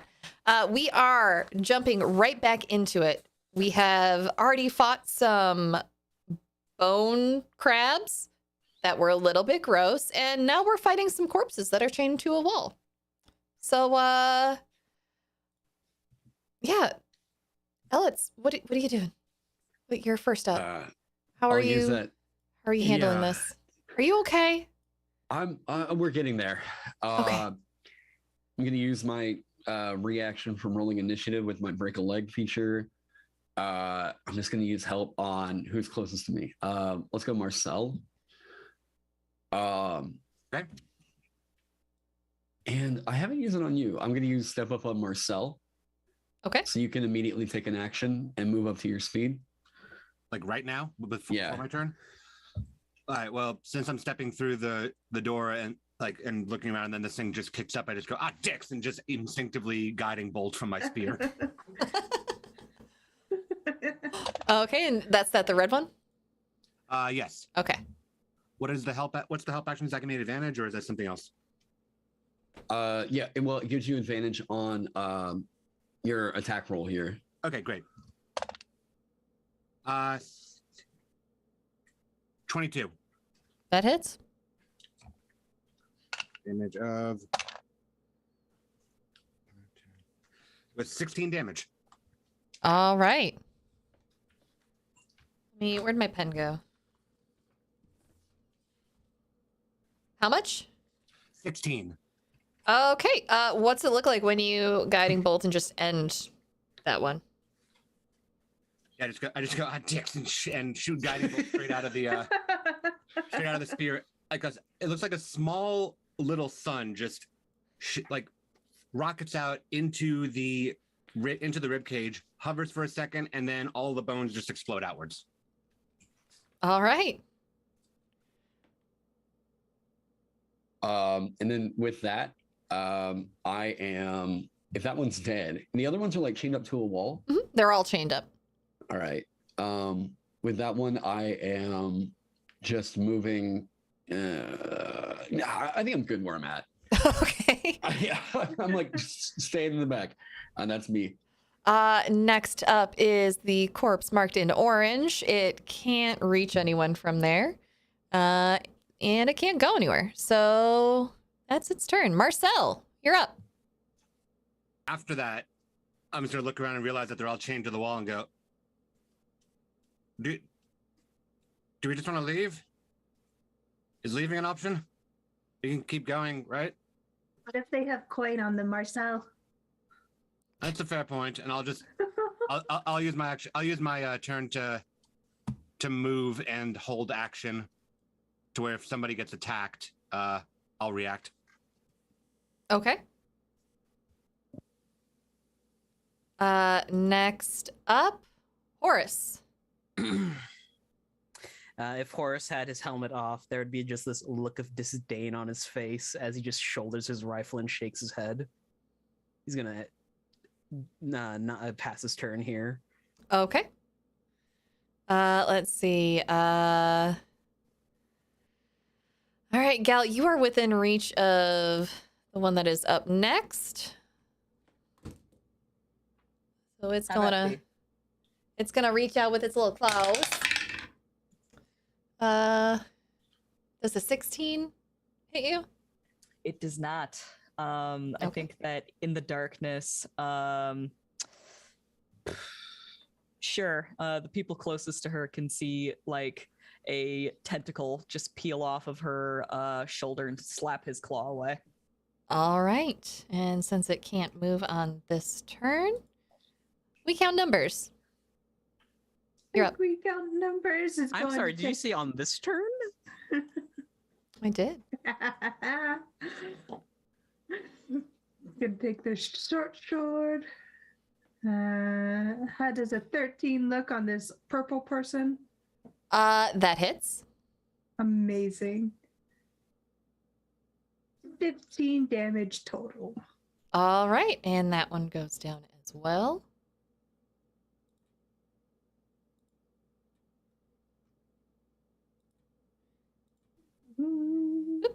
Okay. Anything else? I'm gonna move into this space right here. Okay. Next up, Gal. One just smacked out at you. You hit it back with a tentacle. What you gonna do next? I'm gonna hit it with something a little more substantial this time. Okay. 9 doesn't hit. Nope. But a dirty 20 might. That absolutely does. All right, 11 damage. Okay. I'll double check see if I have any bonus actions. No. All right. Next up, let's see. The one furthest from y'all can't do anything this round. Let's see. That one is dead. Purple is dead. And we are back to the top of the order. Can someone roll me a d4? Oh, I Sure. got it. Oh, Okay, you go go. for it. Cool. No. Fuck. Okay, fine. 4. No. 4? Okay. 4. Okay, great. Excellent. It's your turn. With that, I think I'm gonna scooch over my gal. And oh, do I really want to save these for yeah, I will save that. I'm going to use, is anybody looking hurt? Like, did anybody take a hit? No. I don't think anybody did. I mean, there's some hurt-looking corpses laying on the ground in the water now. They need help. Yeah. Yeah, probably. Then I am going to use a flare. I'm gonna pull out some panpipes Okay. and I'm gonna look at green one.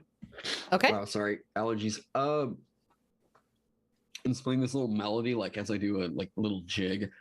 I need it to make a wisdom saving throw, DC 15.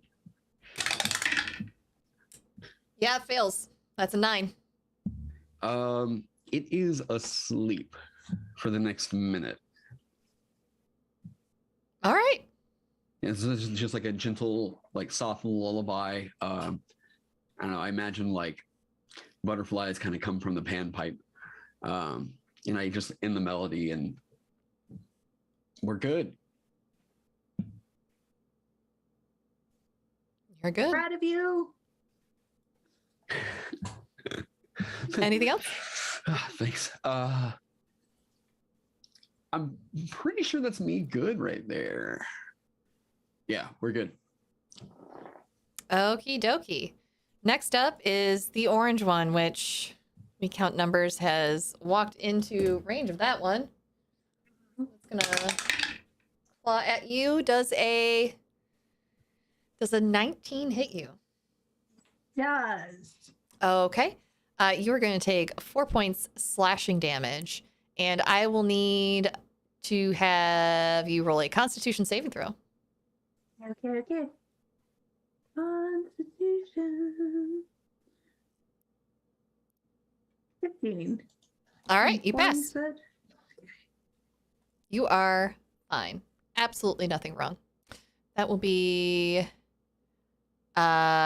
its turn.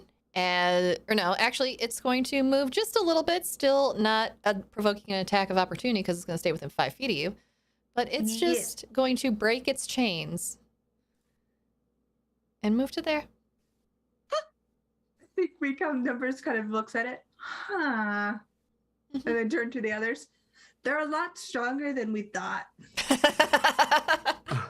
And that will be that one's turn. Marcel, you're up. I'm gonna look at the one that just broke its chain and just go, "Oi, if whatever put you here thought you were useful, it wouldn't have put you on a freaking leash." And I'm gonna use vicious mockery.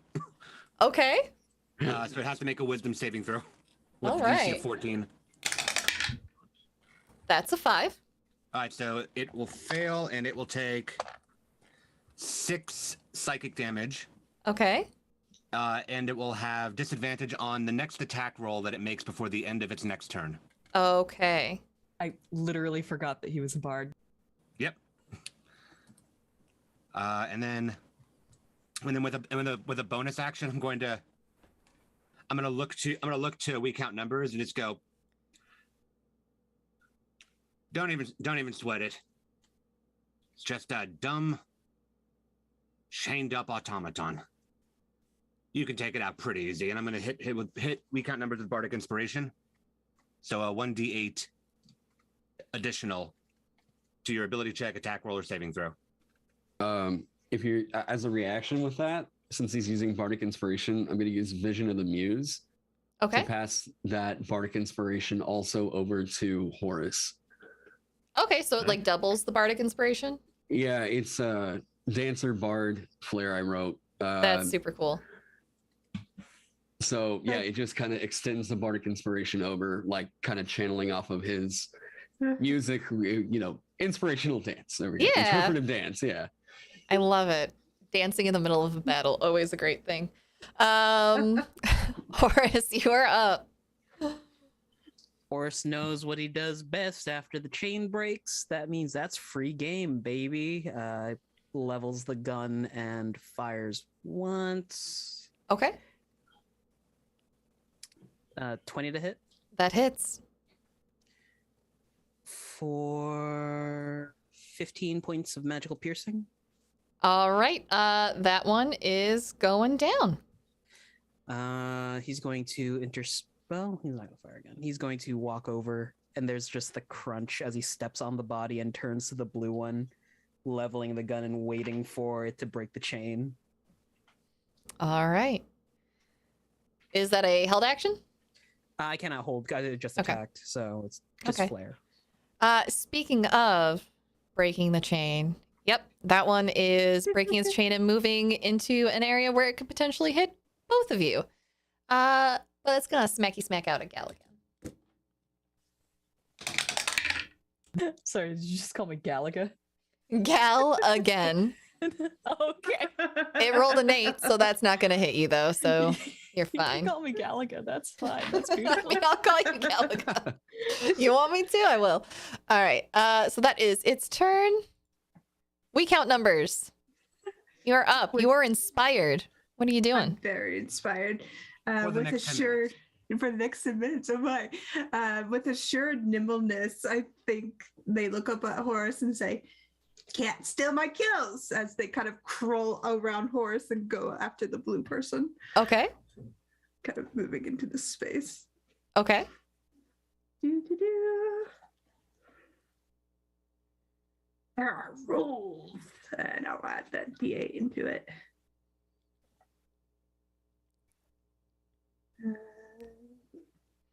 Team. Hit. 18 to hit. That hits. Cool. And then That was against the green one, correct? blue one. Oh, blue one. Okay. Oh, okay. I see. 15 points of damage. Because they got mad. Horace took their orange person. So All right. That one only had 2 hit points left, so they're gone. then they'll kind of turn around to Horace as they're kind of just clinging onto the armor. "Don't steal my kills." And then pat their cheeks. "You're doing well. I'm proud of you." And then hop down. Oh, so Imagine cute. there's like a slumped over body next to Horace. He'll turn to it. We're friends. Okay. Is that your turn? Yep. All right. Next to this green person now. Gal, you're up. There is one undead left in the room, currently taking a nap. Still, it's napping. It's napping. I put it to sleep 2 Yep. turns ago. It was told to go night night. I think that Gal will turn to him and say, "Should I finish this one off?" In my express experience, that undead don't typically sleep. Vampires sleep. Sure, they can. Let me show you. I'll take a few steps forward. I'm going to activate my. No, I'm not. It's asleep. Attacks would be at advantage anyway. Yeah. Mm-hmm. All right, here I come. Wait, it's unconscious. I think it. Oh, sorry. Oh yeah. What was the unconsciousness rules again? It's a That's a crit. good question. It's a crit. Yeah. Hell yeah. Well, in that case, that's going to be 10 slashing damage and an additional 7. Yeah, it's down. It's gone. It's permanently sleeping. Yep. She's just gonna like whop its head off so that it just like falls out of the chain, and she turns around. She says, "Now he's sleeping forever." They won.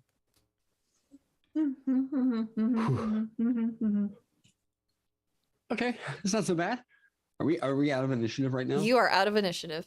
All right. So inspired. All right. There's just a skull that's next to Elle's head, and it just moves up and down in Horse's hand. You're doing quite well, Elle. Oh, thanks. Stop! You're scaring him. No. We're good. Are we? Sorry about the dogs. Come on. They're sea dogs. I know, right? So, down still, I'm guessing. Is locate object still up? It's up for 10 minutes. Okay. You guys have been moving along at a fast pace. We'll say it's still up. Yes, you would still feel that it is below you. You have, you don't have any stairs leading down here, but you do see through the open doorway out to another area of the ship where there are a set of stairs leading downward, as well as 2 other doors. It's still downward, so those doors aren't important to the mission. It doesn't mean that there's not something cool in them, but I can only do this for like a handful more minutes. Oh, Marcel, with your experience with ships and everything, I mean, do you think would these guys have been chained up here, or do you think that they died and then something here in the water possibly brought them back? Hard to say. Whatever it is, they've been here for long enough to be skeletons. Well, to be honest, a piranha can deflesh a person in a matter of hours, so. Well, those are usually only in rivers, right? If there were piranhas in here, also storage, DM, we're not like completely submerged right now, are we? No, the water is deeper here. So it's a little bit harder for we count numbers to move, but y'all can help them along. Right. No, we count numbers has a swimming speed, so they're Okay, never mind. You're fine. You're just doggy paddling all over the place. If there were Literally piranhas has here, become a Florida alligator. Yeah, they're if doing there were the piranhas here, we'd alligator have to thing. be probably worried about that a bit more than we are right now, and also they probably wouldn't reach the whole thing. So they'd Ooh, have I've to be never here seen for it. a while enough to be completely stripped. I've never seen a piranha. Very delicious. I'm not entirely sure that they exist. Kippers. I've seen kippers before. Well, I mean, with a thing called like the Jade Stone of the Tempest, I mean, I can't possibly imagine something with that name is bringing people back. That sounds more elemental in nature. I mean, I just don't know that I would want to put something that can just create zombies into the hands of any politician. I don't care about how many pearls they're going to give me. Well, we now have at least one less minute to find it so we can figure out if that's the case. Oh, okay. Politicians don't need stones to make zombies. They can just do that with capitalism. There's a trade for it. Yeah, just a... We count numbers, goes to find the stairs and just dives down them. All right, I'm going to follow suit. All right. Yeah, bonus action. I'm moving the dancing lights with me, and As I walk by that door, I'm just gonna, if it is able to, I'm just gonna kick it open just to look as I walk by. Okay, go ahead. Which door are you kicking open? The one that I just put myself in front of. Okay. Roll me investigation.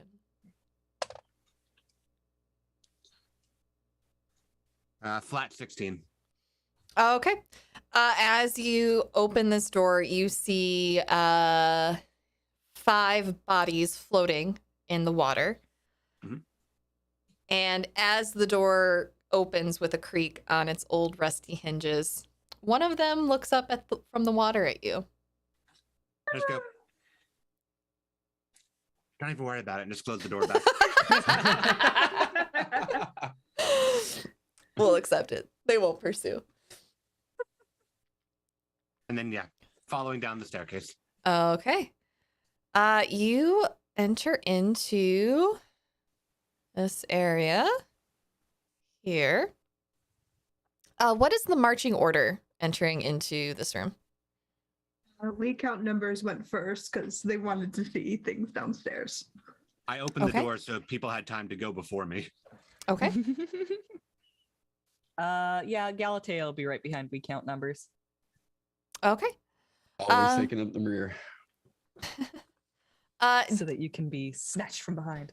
Down here, once more, you do see bodies floating in the water in various states of decay. There are barrels and boxes all over the room in water just as deep, maybe a little bit deeper than the floor before. You're not quite sure. Everyone is just soaking wet at this point, so water level, what does it matter? W, wait for a second. Helps with the stairs. Bob's in the water. Gal's just gonna kind of like put a hand on their head and then like pull them back through the water a little bit, and then just sort of like splash with their hand on top of the water and then whistle. Any movement from the bodies? How close are you getting to the bodies? Not at all at first, and then Okay. if there's no movement, then I will move forward. All right. Just trying to get them to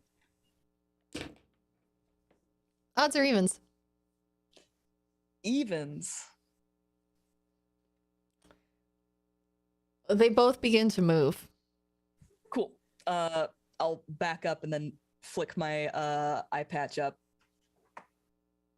And can't remember what.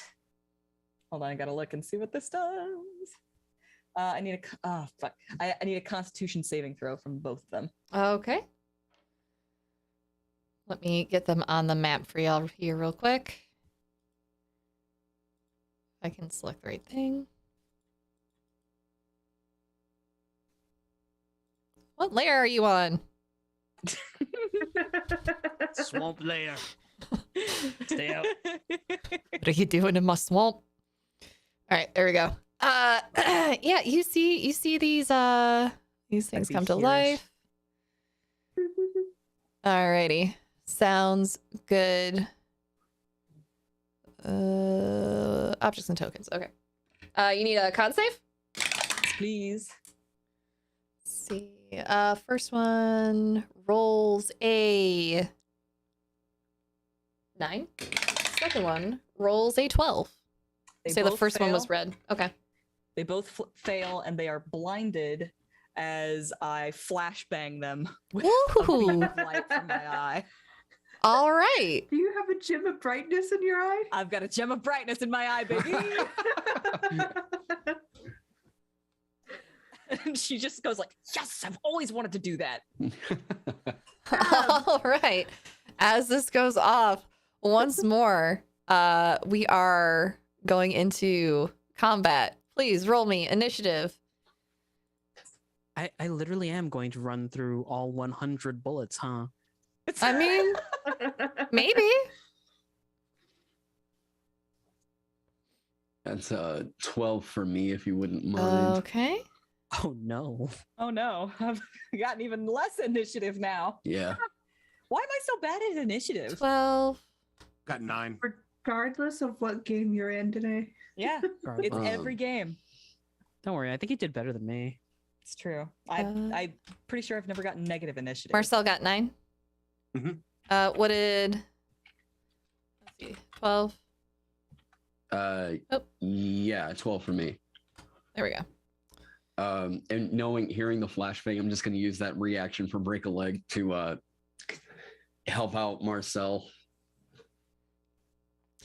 All right. Can someone roll me a d4, please? Sure. I got 2 on mine. Awesome. 2. 2 it is. Whoever Alrighty. gets to it first, that's how we'll do it. Sounds good. All right. We count numbers. You are first up. Okay, gonna hit number red. Okay. It's number red. Number red. Number red. Go for it. 17. All right. 17 does hit, and as you get close, you know that these corpses are rather unusual compared to the ones that you saw earlier. They have fins. Like them.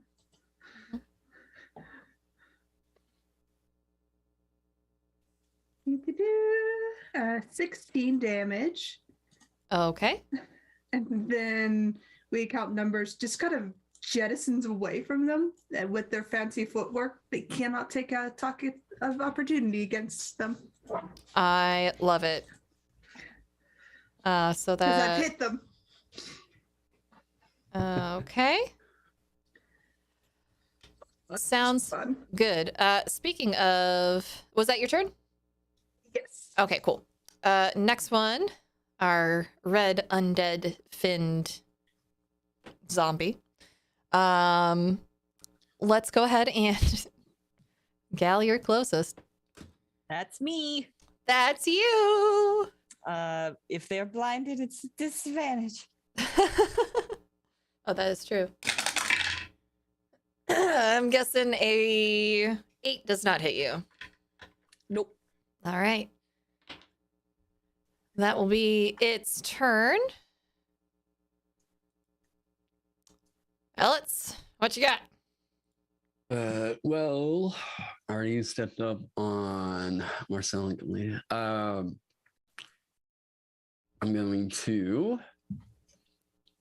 kind of get out into this area, Mhm. a little deep into the water, and I guess I'm going to use step up on WC. Mhm. So you can immediately take an action and move up to your speed if you would like. I think they'll just kind of move around this blue one and say, I'm over here now. And they can take an action, you said, Yes. right? Yeah, okay. They'll strike at the blue one. And yeah, I think a 23 hits. It does.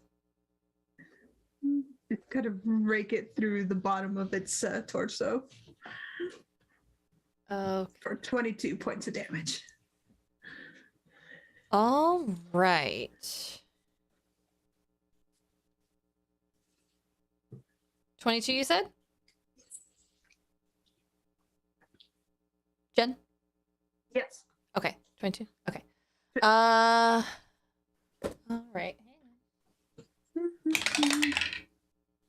Okay, doesn't happen. Cool. That one goes down. We count numbers as like, oops. All right.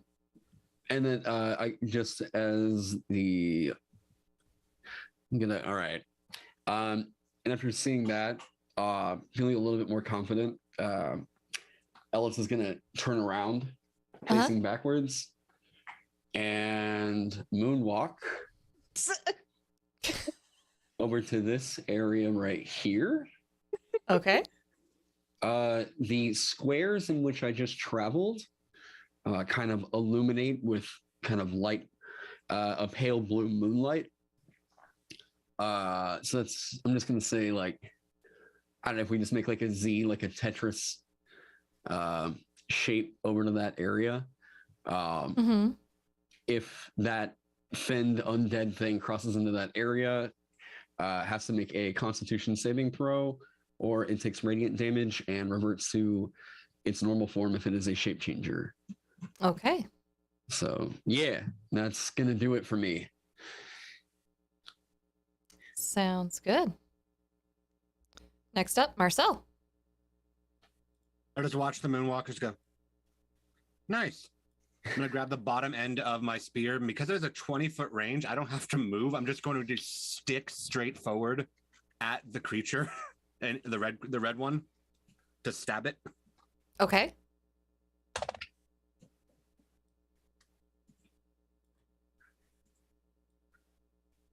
Does a 15 hit?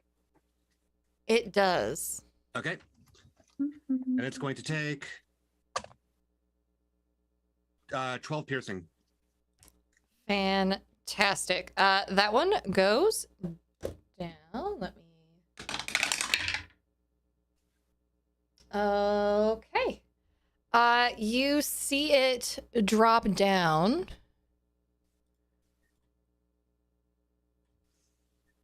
And then it continues to move and starts to stand back up. Let's go. It's still living. In which case, I want to take a stride forward, and using my bonus action, I'm going to whack it with the back half of my spear. Go for it. 16. All right. Goes down again. That time it stays down. All right, and yeah, that was a 5 on it damage. So just bam. All right, Gal. That's me. Yeah, that's you. I've got a question about that there moonbeam walk. Yes. Pass. Oh, well, that made it. Okay. Yes. Ask away. Which one's dead? They are both dead. They're both dead. Oh, are we We're still not in out of initiative? You're still in Uh-oh. initiative. Can I make a check of some sort to try and determine if they're still alive? Sure. Go for it. Make me a I'll take medicine or nature. Medicine or Mhm. nature? All right. Just double checking which one's better. The answer is medicine. Mhm. I got a 5. Good job, guys. On the day's work. Yeah, they seem to be dead.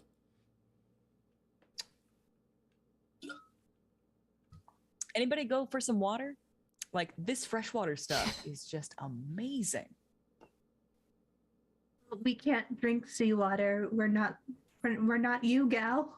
Well, I was talking about the freshwater. Like, I'm used to the seawater. I get that all the time. Gallons of the stuff, but like, this freshwater. Gal, We're in the ocean. you are right next to the hole in the ship where all the water is coming in, and you see a giant fin go by. Uh-oh. Oh, Just laughing and pointing. Anything else you'd like to do on your turn? Nope. All right. Horace. If I look out the ship, do I see that giant fin, and what direction is it swimming to? Is it away or towards? It's swimming. Not it's like on an angle coming towards. You can are you trying to see what it is in the water? Or are you just trying to see the fin? Let's Okay. Let's see what's going on in the water. Yeah. Roll me perception. Dirty 20. You in your travels have seen these countless times, and you just love seeing them so much. It's such a majestic creature as you see a giant sunfish swimming towards the ship. Normally you don't see them this high up in the water, but it appears to be sunning itself and getting a little warmth in the midday sun. Excuse me for a moment. The barrel of the rifle sticks out the hole, angles upward, and there's just 2 cracks of thunder. Roll to hit. You can't eat sunfish. They're too tough. Yeah. But it's the principle of the matter. Sara, I shit you not. Yeah. Natural 20. Nice. Nice. Yeah. You definitely hit it. That is 20 points of piercing damage on the first. Fantastic. Still up? Sure. Why not? Go ahead and roll again. Let's just go ahead and turn your arch nemesis into Swiss cheese, RJ. It's fine. This is cathartic for me, everyone. 24 to hit on this one. Yeah, that sunfish is down. I have such a hatred of sunfish. Oh. Yep. He does. Oh, I thought that was gonna be the prince. I was like, wait, arch nemesis. Oh, Yeah, no. that sunfish is down and floating on top of the water. Is that your turn? It is not floating on top of the water. It is burnt to a crisp and dissolves. Alrighty. Well, at least it won't attract any sharks that way. Is that your turn? Yes. All right. This one's down. Back at the top of the round, a few things happen. Oof. From the other room, you hear a sloshing as two more friends join the party. While simultaneously, where'd it go? Oh, I lost it. Hang on.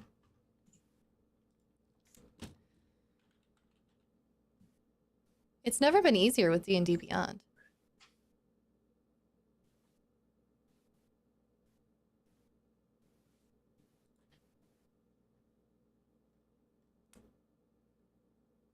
This is why you don't close your tabs. Bum, bum, bum.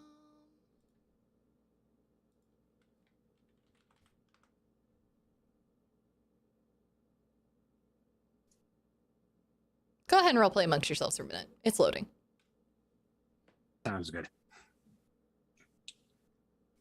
There's Ready? Totally would, but my neighbor's lawnmower is right here. I'll look at the two creatures coming up from behind Horace and go, They're right behind me, aren't they? They Say love the sunfish. Yep. All right. Now that is loaded. Thank you so much for your patience, everyone. Technology is great.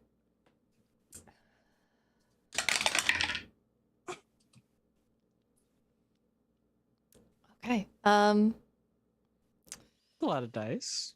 It was one. Sound like a lot. Does it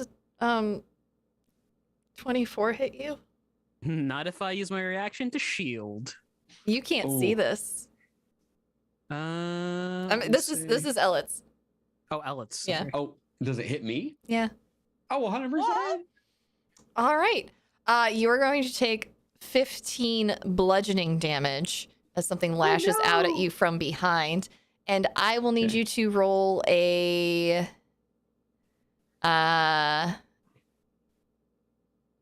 Actually, no. The grapple just happens. You are grappled and pulled backwards Uh-oh. into the next room. Ah. Oh, It's really- no. Whoop. That's a He problem. said 15. Oh, There look, we it's cute. go. Just yoinked our Daphne. Danger prone Daphne. right. All right. Back into initiative. We count numbers. I think they're just watching Alex go and it's like, sees the other people. Nope. Goes after Alex. Okay. Oh, you found a friend. It's gross. Get it off me. Get it off.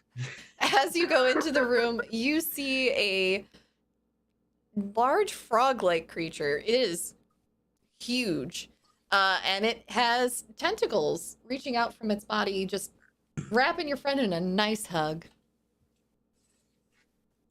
There's a flash of consideration behind those big yellow eyes for a moment. Elyts is freaking the fuck out right now.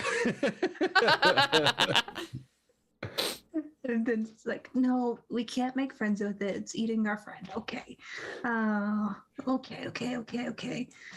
I'm gonna stab out at it for a 22. That hits. Okay. Do I want to do this now? Maybe. Yeah, why not? There's a kind of a flash of an angry red color around the account numbers as they activate one of their items. Mhm. And they are going to add a bonus damage to this. So Go for whatever it. this number is, +3. Okay.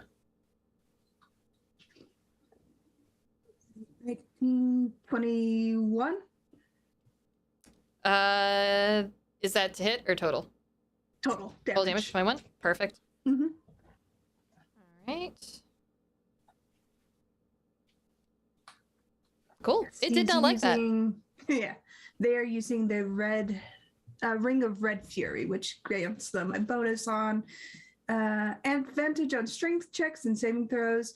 When I hit with an attack, I can add my proficiency bonus to my damage. Difficult terrain doesn't cost me anything, and I'm immune to paralyzed and restrained conditions. Okay. Nice.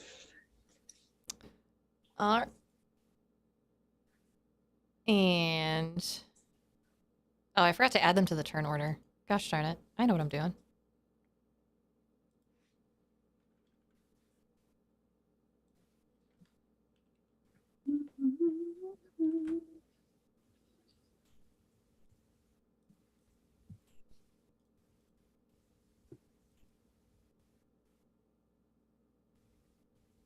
Woo, all right.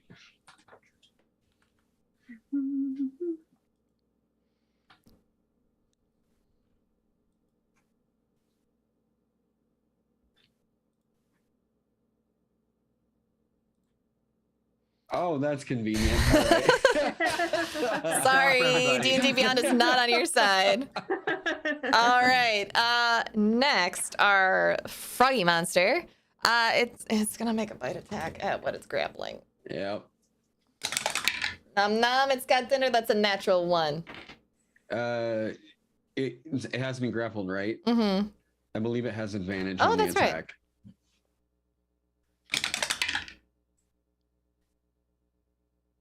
Yep. Does an 18 hit? Yeah, that'll definitely hit. Okay. Yep. You are swallowed by the giant frog. The grapple has ended. While swallowed, you are blinded and restrained. You do have total cover against attacks and other effects outside the creature. Mm, And you will be taking some damage at the start Yeah. of your turn. did the initial bite do damage? Or The swallow does not do damage. okay.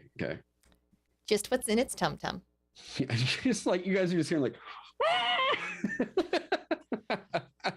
Recount numbers will call back. So a lot of bad things happen, and I don't think Elyts will ever come back to the sea ever again. We count numbers. I am not prepared for this. All right, let's see. Red one is down. Elyts, you are going to take 2d6. That will be 4 points acid damage. oh me, yes. Yep. Okay. 4. Yes. Whew, I'll take that over that bite. And you can try and cause some damage while you're in there to try and get out. This is Elyts's big oh shit button. I'm gonna perform a flare called Bewildering Grace. This is kind of the dancer's wild magic surge. Tossing caution into the wind to perform this mysterious dance that briefly opens the wild potential of the universe. After I move, which I can't really move, roll a d20 and consult the Bewildering Grace table for the effect that occurs. So while I'm in there, I'm just trying to call this up. All right, d20 roll. 1. A small violent lightning storm controlled by the DM appears above you, as per the call lightning spell. The storm lasts for 1 minute. Okay. And Lightning and water? I'm glad. Well, now I'm not so glad I'm inside the frog. But man, if something's gonna mess it up, it's gonna be that. And does it say anything about using? It's probably an action to use, attempting to escape it, right? You would have to do some damage to the creature to escape it. That's my shot at doing some damage to it right there, I guess. Does call lightning? Do you call down a lightning bolt when it's cast? It is an ongoing thing. Yeah. Yep. I'll read the spell off real quick. Okay. 10 Call feet. lightning is how Connor almost took on Baba Lysaga in a 1 versus 1 while also being a goat. Like call lightning is not a. Yeah, this is kind of intense. A storm cloud appears in the shape of a cylinder that is 10 feet tall with a 60-foot radius centered on a point you can see within range directly above you. The way that I worded this was just so that it is essentially a storm that you control. Right. Basically, the only reason I put the call lightning spell in here was so that you had a thing to reference as to what this thing does. Okay. Each creature, a bolt of lightning flashes down from the cloud at a point that you, the DM, choose. Each creature within 5 feet of that point must make a dex saving throw. A creature takes 3d10 lightning damage on a failed save, half as much on a successful one. On each of your turns until the spell ends, you can use your action to call down lightning in this way again, targeting the same point or a different one. Okay. So I'm gonna say that you're casting this, so you can probably I think it makes sense that you would be able to call down a lightning bolt directly on your location. Even though you are within a giant frog tentacle monster. So go ahead and roll He's that giving damage. me total cover, correct? Yeah, you're safe. Ooh. However, we count numbers will not be safe. Yeah. They're just looking up at this lightning, like, what the fuck? It's underwater? Can't be targeted directly by an attack or spell. Oh my god, perfect. Oh, wow. Yeah. Okay, I am so sorry for this. It's okay. Like, I'm a rogue. I can dodge most of this. It's a con save? Yeah, DC, I think it's 15. Yeah. Let's see. Or sorry, dexterity saving throw. Dex. Okay. Yeah, it doesn't matter. It got a 1. So Frog's getting hit. It's gonna take 20 lightning damage.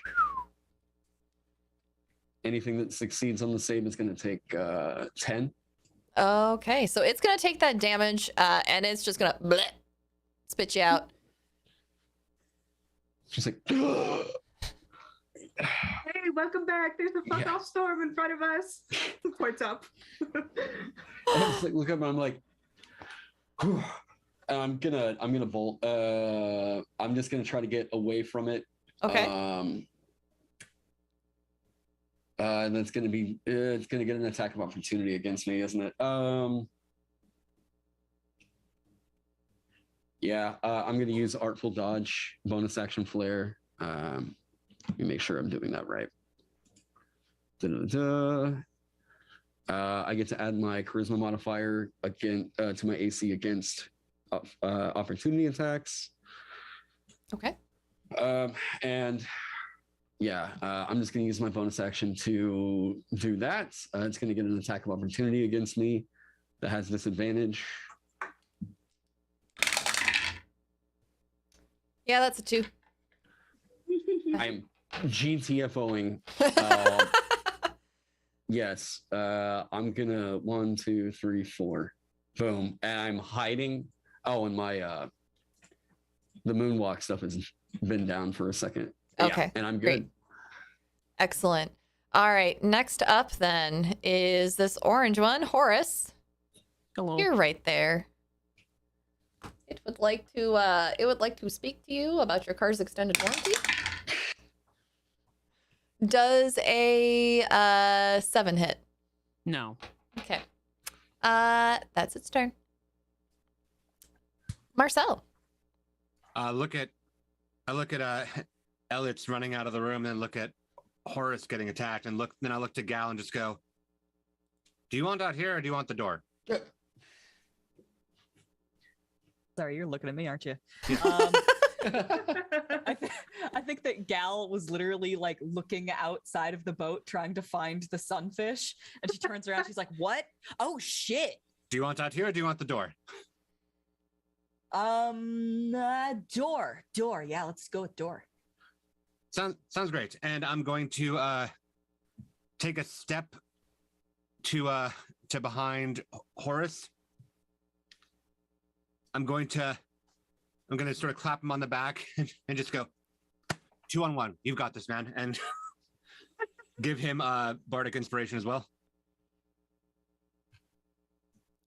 And then I'm going to like sort of lever the spear over his shoulder and guiding bolt the green one in the face. You're right. I do have this. Dirty 20 on That the green hits. Yeah. one. And that's going to be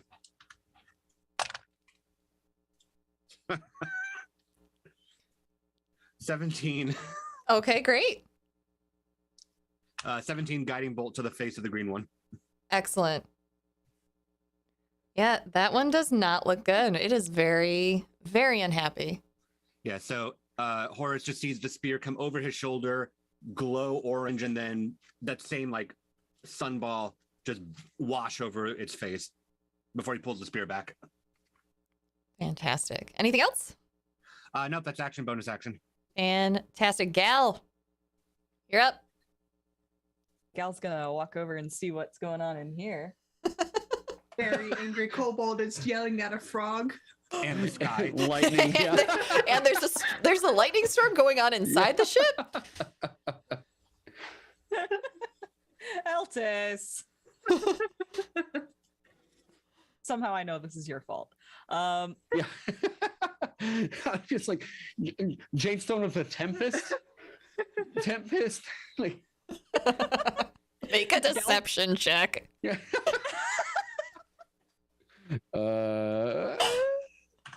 Oh god. That is a 22. My passive insight's 11. Yeah.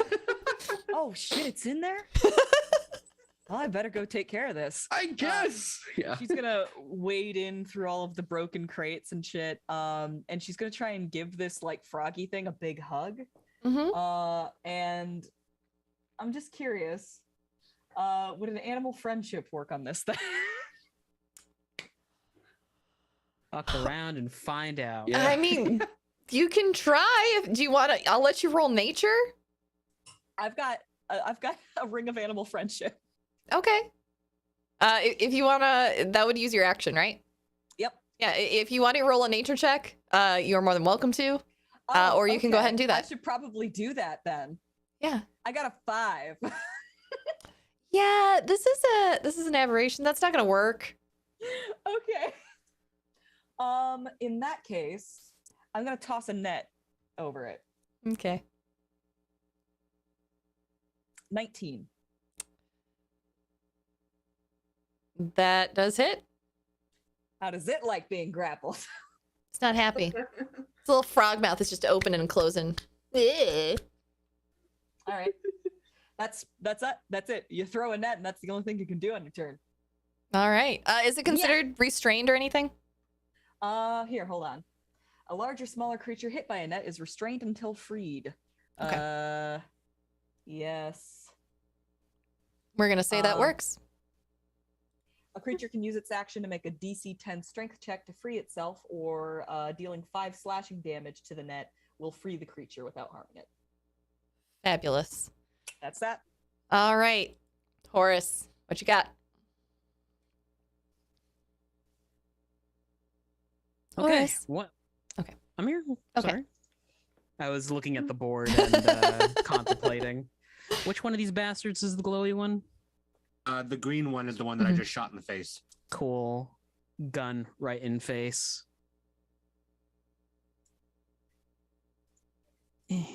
Advantage. 25 to hit. That hits. for 11 points of magic piercing damage. Okay, that one is gone. He swings around and then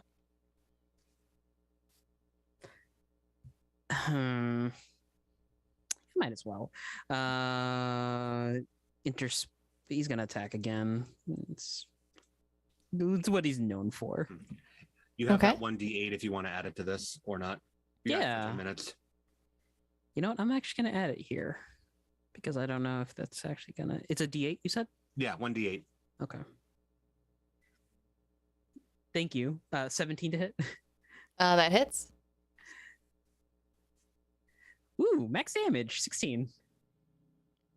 That one is also gone. Next. All Oh shit! right. What's going on over here? That's gonna take us to We Count Numbers. You are in there. Yelling With at a- a frog covered in net, getting struck by lightning. Yeah. There's a lot going on in there. Fine. Yeah, they will attack with their short sword. And 14. That hits. Amazing. +3 to this roll. So 16 points of damage to this fellow. Excellent. And they're just screaming. And so is the giant froggy monster. All of the tentacles go limp as it perishes. And he stops. Oh, they stop. Oh, oops. And Scuttles away. you are all out of Nice. combat. DM, I know we've been at this for a while. Mhm. Does locate object still have one more go in it, or have we run through that by now? I'm gonna say that you would have to recast that one. Okay. Let me see what my spell slots look like. I'll look at everybody and just go. I've kind of lost track of it. I can try to find it again, but it's going to limit the things I can do. I believe in you. I first I kind of want to go up to WC and be like, thank you. Oh my god, words cannot express. Like, are you okay? Yeah. And, You'll reach up. Are you okay? oh, I'm good. Thank you. Is the lightning storm still going on in the other room? How long does it last for? A minute. Yeah, of course it is. Like, We'll go ahead and say that it's starting to dissipate. okay. Let's go. Gel will reach over and sort of pat Elle and say, "Don't worry, it's always hard your first time getting swallowed. You'll get used to it." I don't was want to swallowed get last used to week. it. I don't want to get used to it. I love this party so much. So much. I will, like, in the middle of it, just like taking a breather. By the way, that flare I used to cause the lightning storm gave me a level of exhaustion. Okay. Oh no. So I'm going to just kind of like standing in the middle of the group. I don't know. I always envisioned like Yuna from Final Fantasy X every time I while I was designing this one. I'm going to perform this sort of like sacred dance called Holistic Impetus. I'm going to expend one of my hit die to allow any creatures within 5 feet of me. I'm just assuming like we're with the party. To expend one of their hit die to regain hit points equal to an amount of the roll. Nice. If you guys would like to, real quick. Excellent. I'm still good, but while Elyts is doing this dance, I'm just going to start plucking along and just go have fun and cast locate object one more time. Great. Yeah. You do get another ping, Marcel. And it's coming from this room. Oh, good. It's actually back through that door where all the lightning was striking.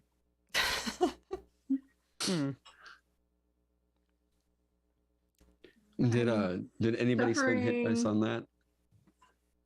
Yes, because we count numbers as corrupted in the sense that one of their items made them corrupted and exhausted. Alrighty. So they'll gain back their hit points just because, you know, they're exhausted. How many hit points did you gain back? 4. Okay, because I get that returned to me as well. Okay. Ooh. Nice. All right. Are we going into the room? Hit points to regain for you, buddy. I'm gonna point back to the room and go, it seems like it's going in that direction. All right. As you all enter Wonderful. the room, you see crates in various states of smash. It seems that the creature that was in here didn't really care to preserve the cargo. Go ahead and let's get some investigation checks going on the room. I will assist someone. Or else. that. I too will assist someone. Yeah, I'm just sort of throwing up dancing lights to help out. Mm-hmm.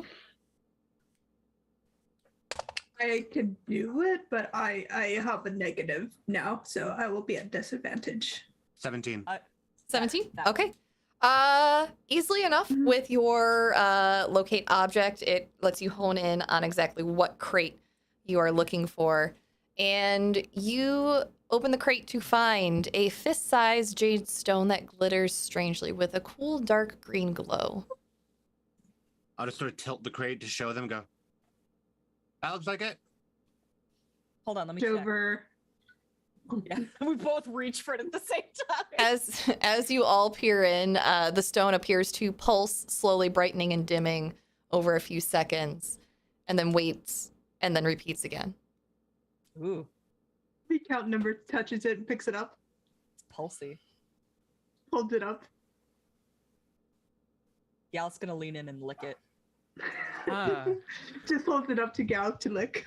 I'll look at the other two and go, see, that's why I just sort of tilt the box first and let other people touch it and let go.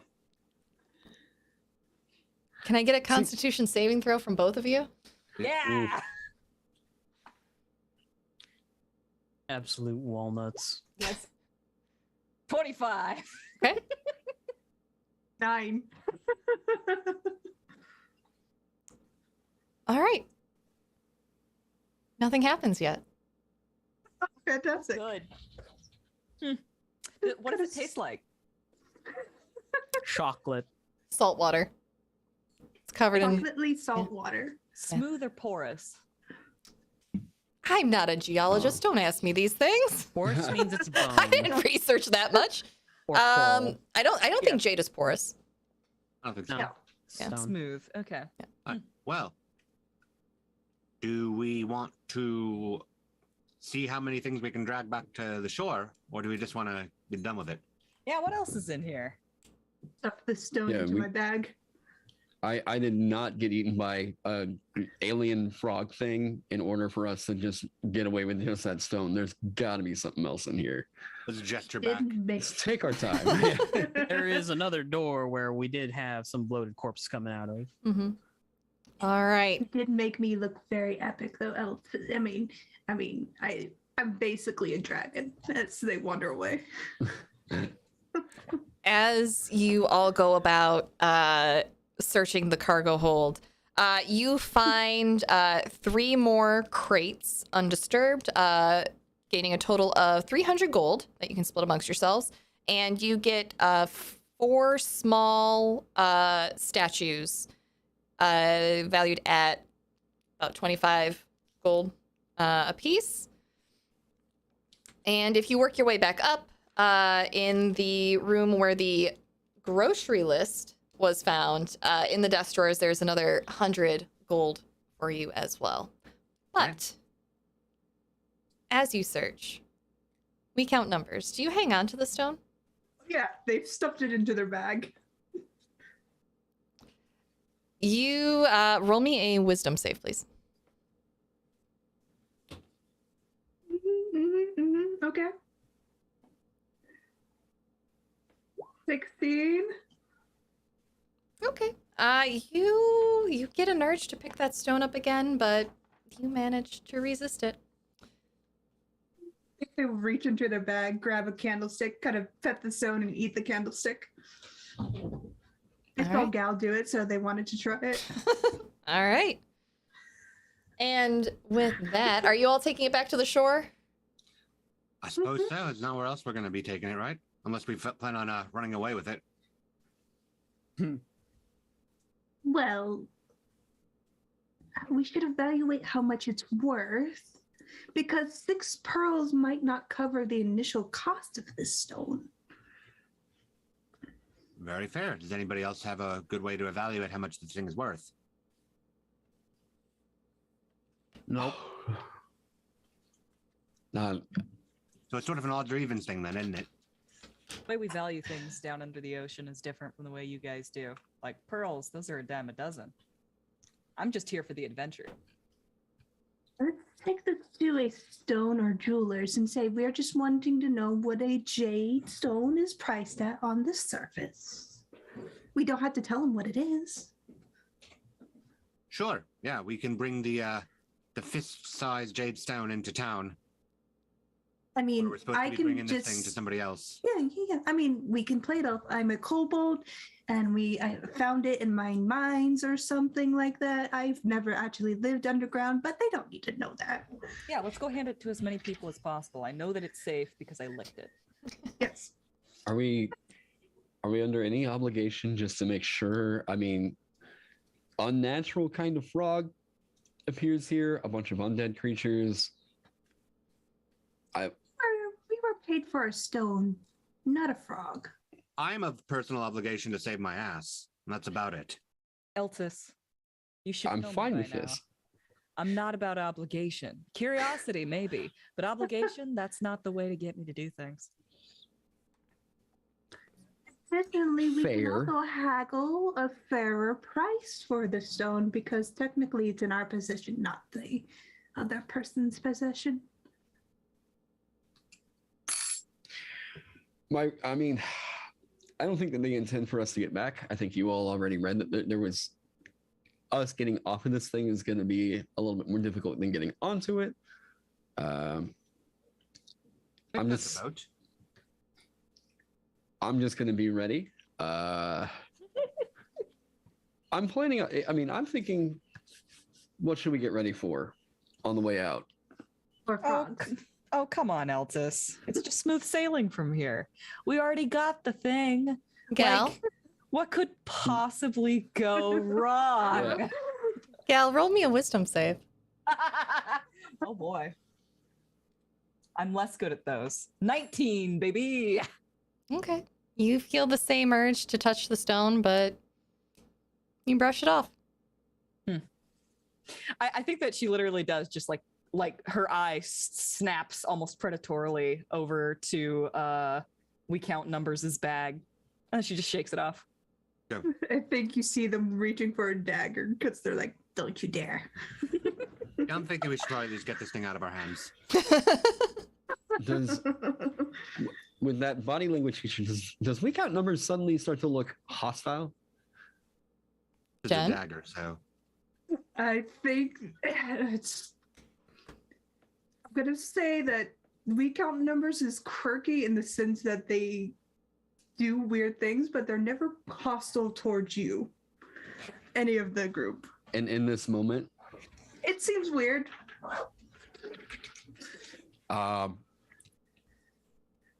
might get possessive over kills, but that's about it. I'm gonna look at WC and say, "I'm so sorry." I'm gonna cast command on We Count Numbers, DC 15. What's the save? DC 15 wisdom save, right? Save. Wisdom. 7. I'm telling you, drop it. The dagger drops. You got the stone, right? Yeah, it's in his bag, in their bag. They're Oh. holding a dagger. It's a one-word command. Oh crap. And they kind of narrow their eyes. What am No, I no, dropping, no. Eltis? Um, They pull out a second dagger. whatever What it's am I holding, dropping? whatever it's holding, drop the bag. I think Horse Pull is out a just gonna. second dagger to thread. Horse is just leaning against me the what I'm wall dropping. and watching everyone. And I am keeping. I'm like trying to negotiate this a Holding little bit. dagger. Like Ah, look, that thing's in your mind, all right. uh-huh. We got to get this off the ship. We got to make us. That thing is no good to you or anyone else if this ship goes down with us in it and that thing in it. Elle, are you making the assumption that WC here is under some sort of influence? Absolutely. Horace Well- walks over to WC. Look, they'll pull their dagger out on us every once in a while. Not with these. Not with this kind of vibe. Pats WC on the head and casts Remove Curse. Don't go touching the stone.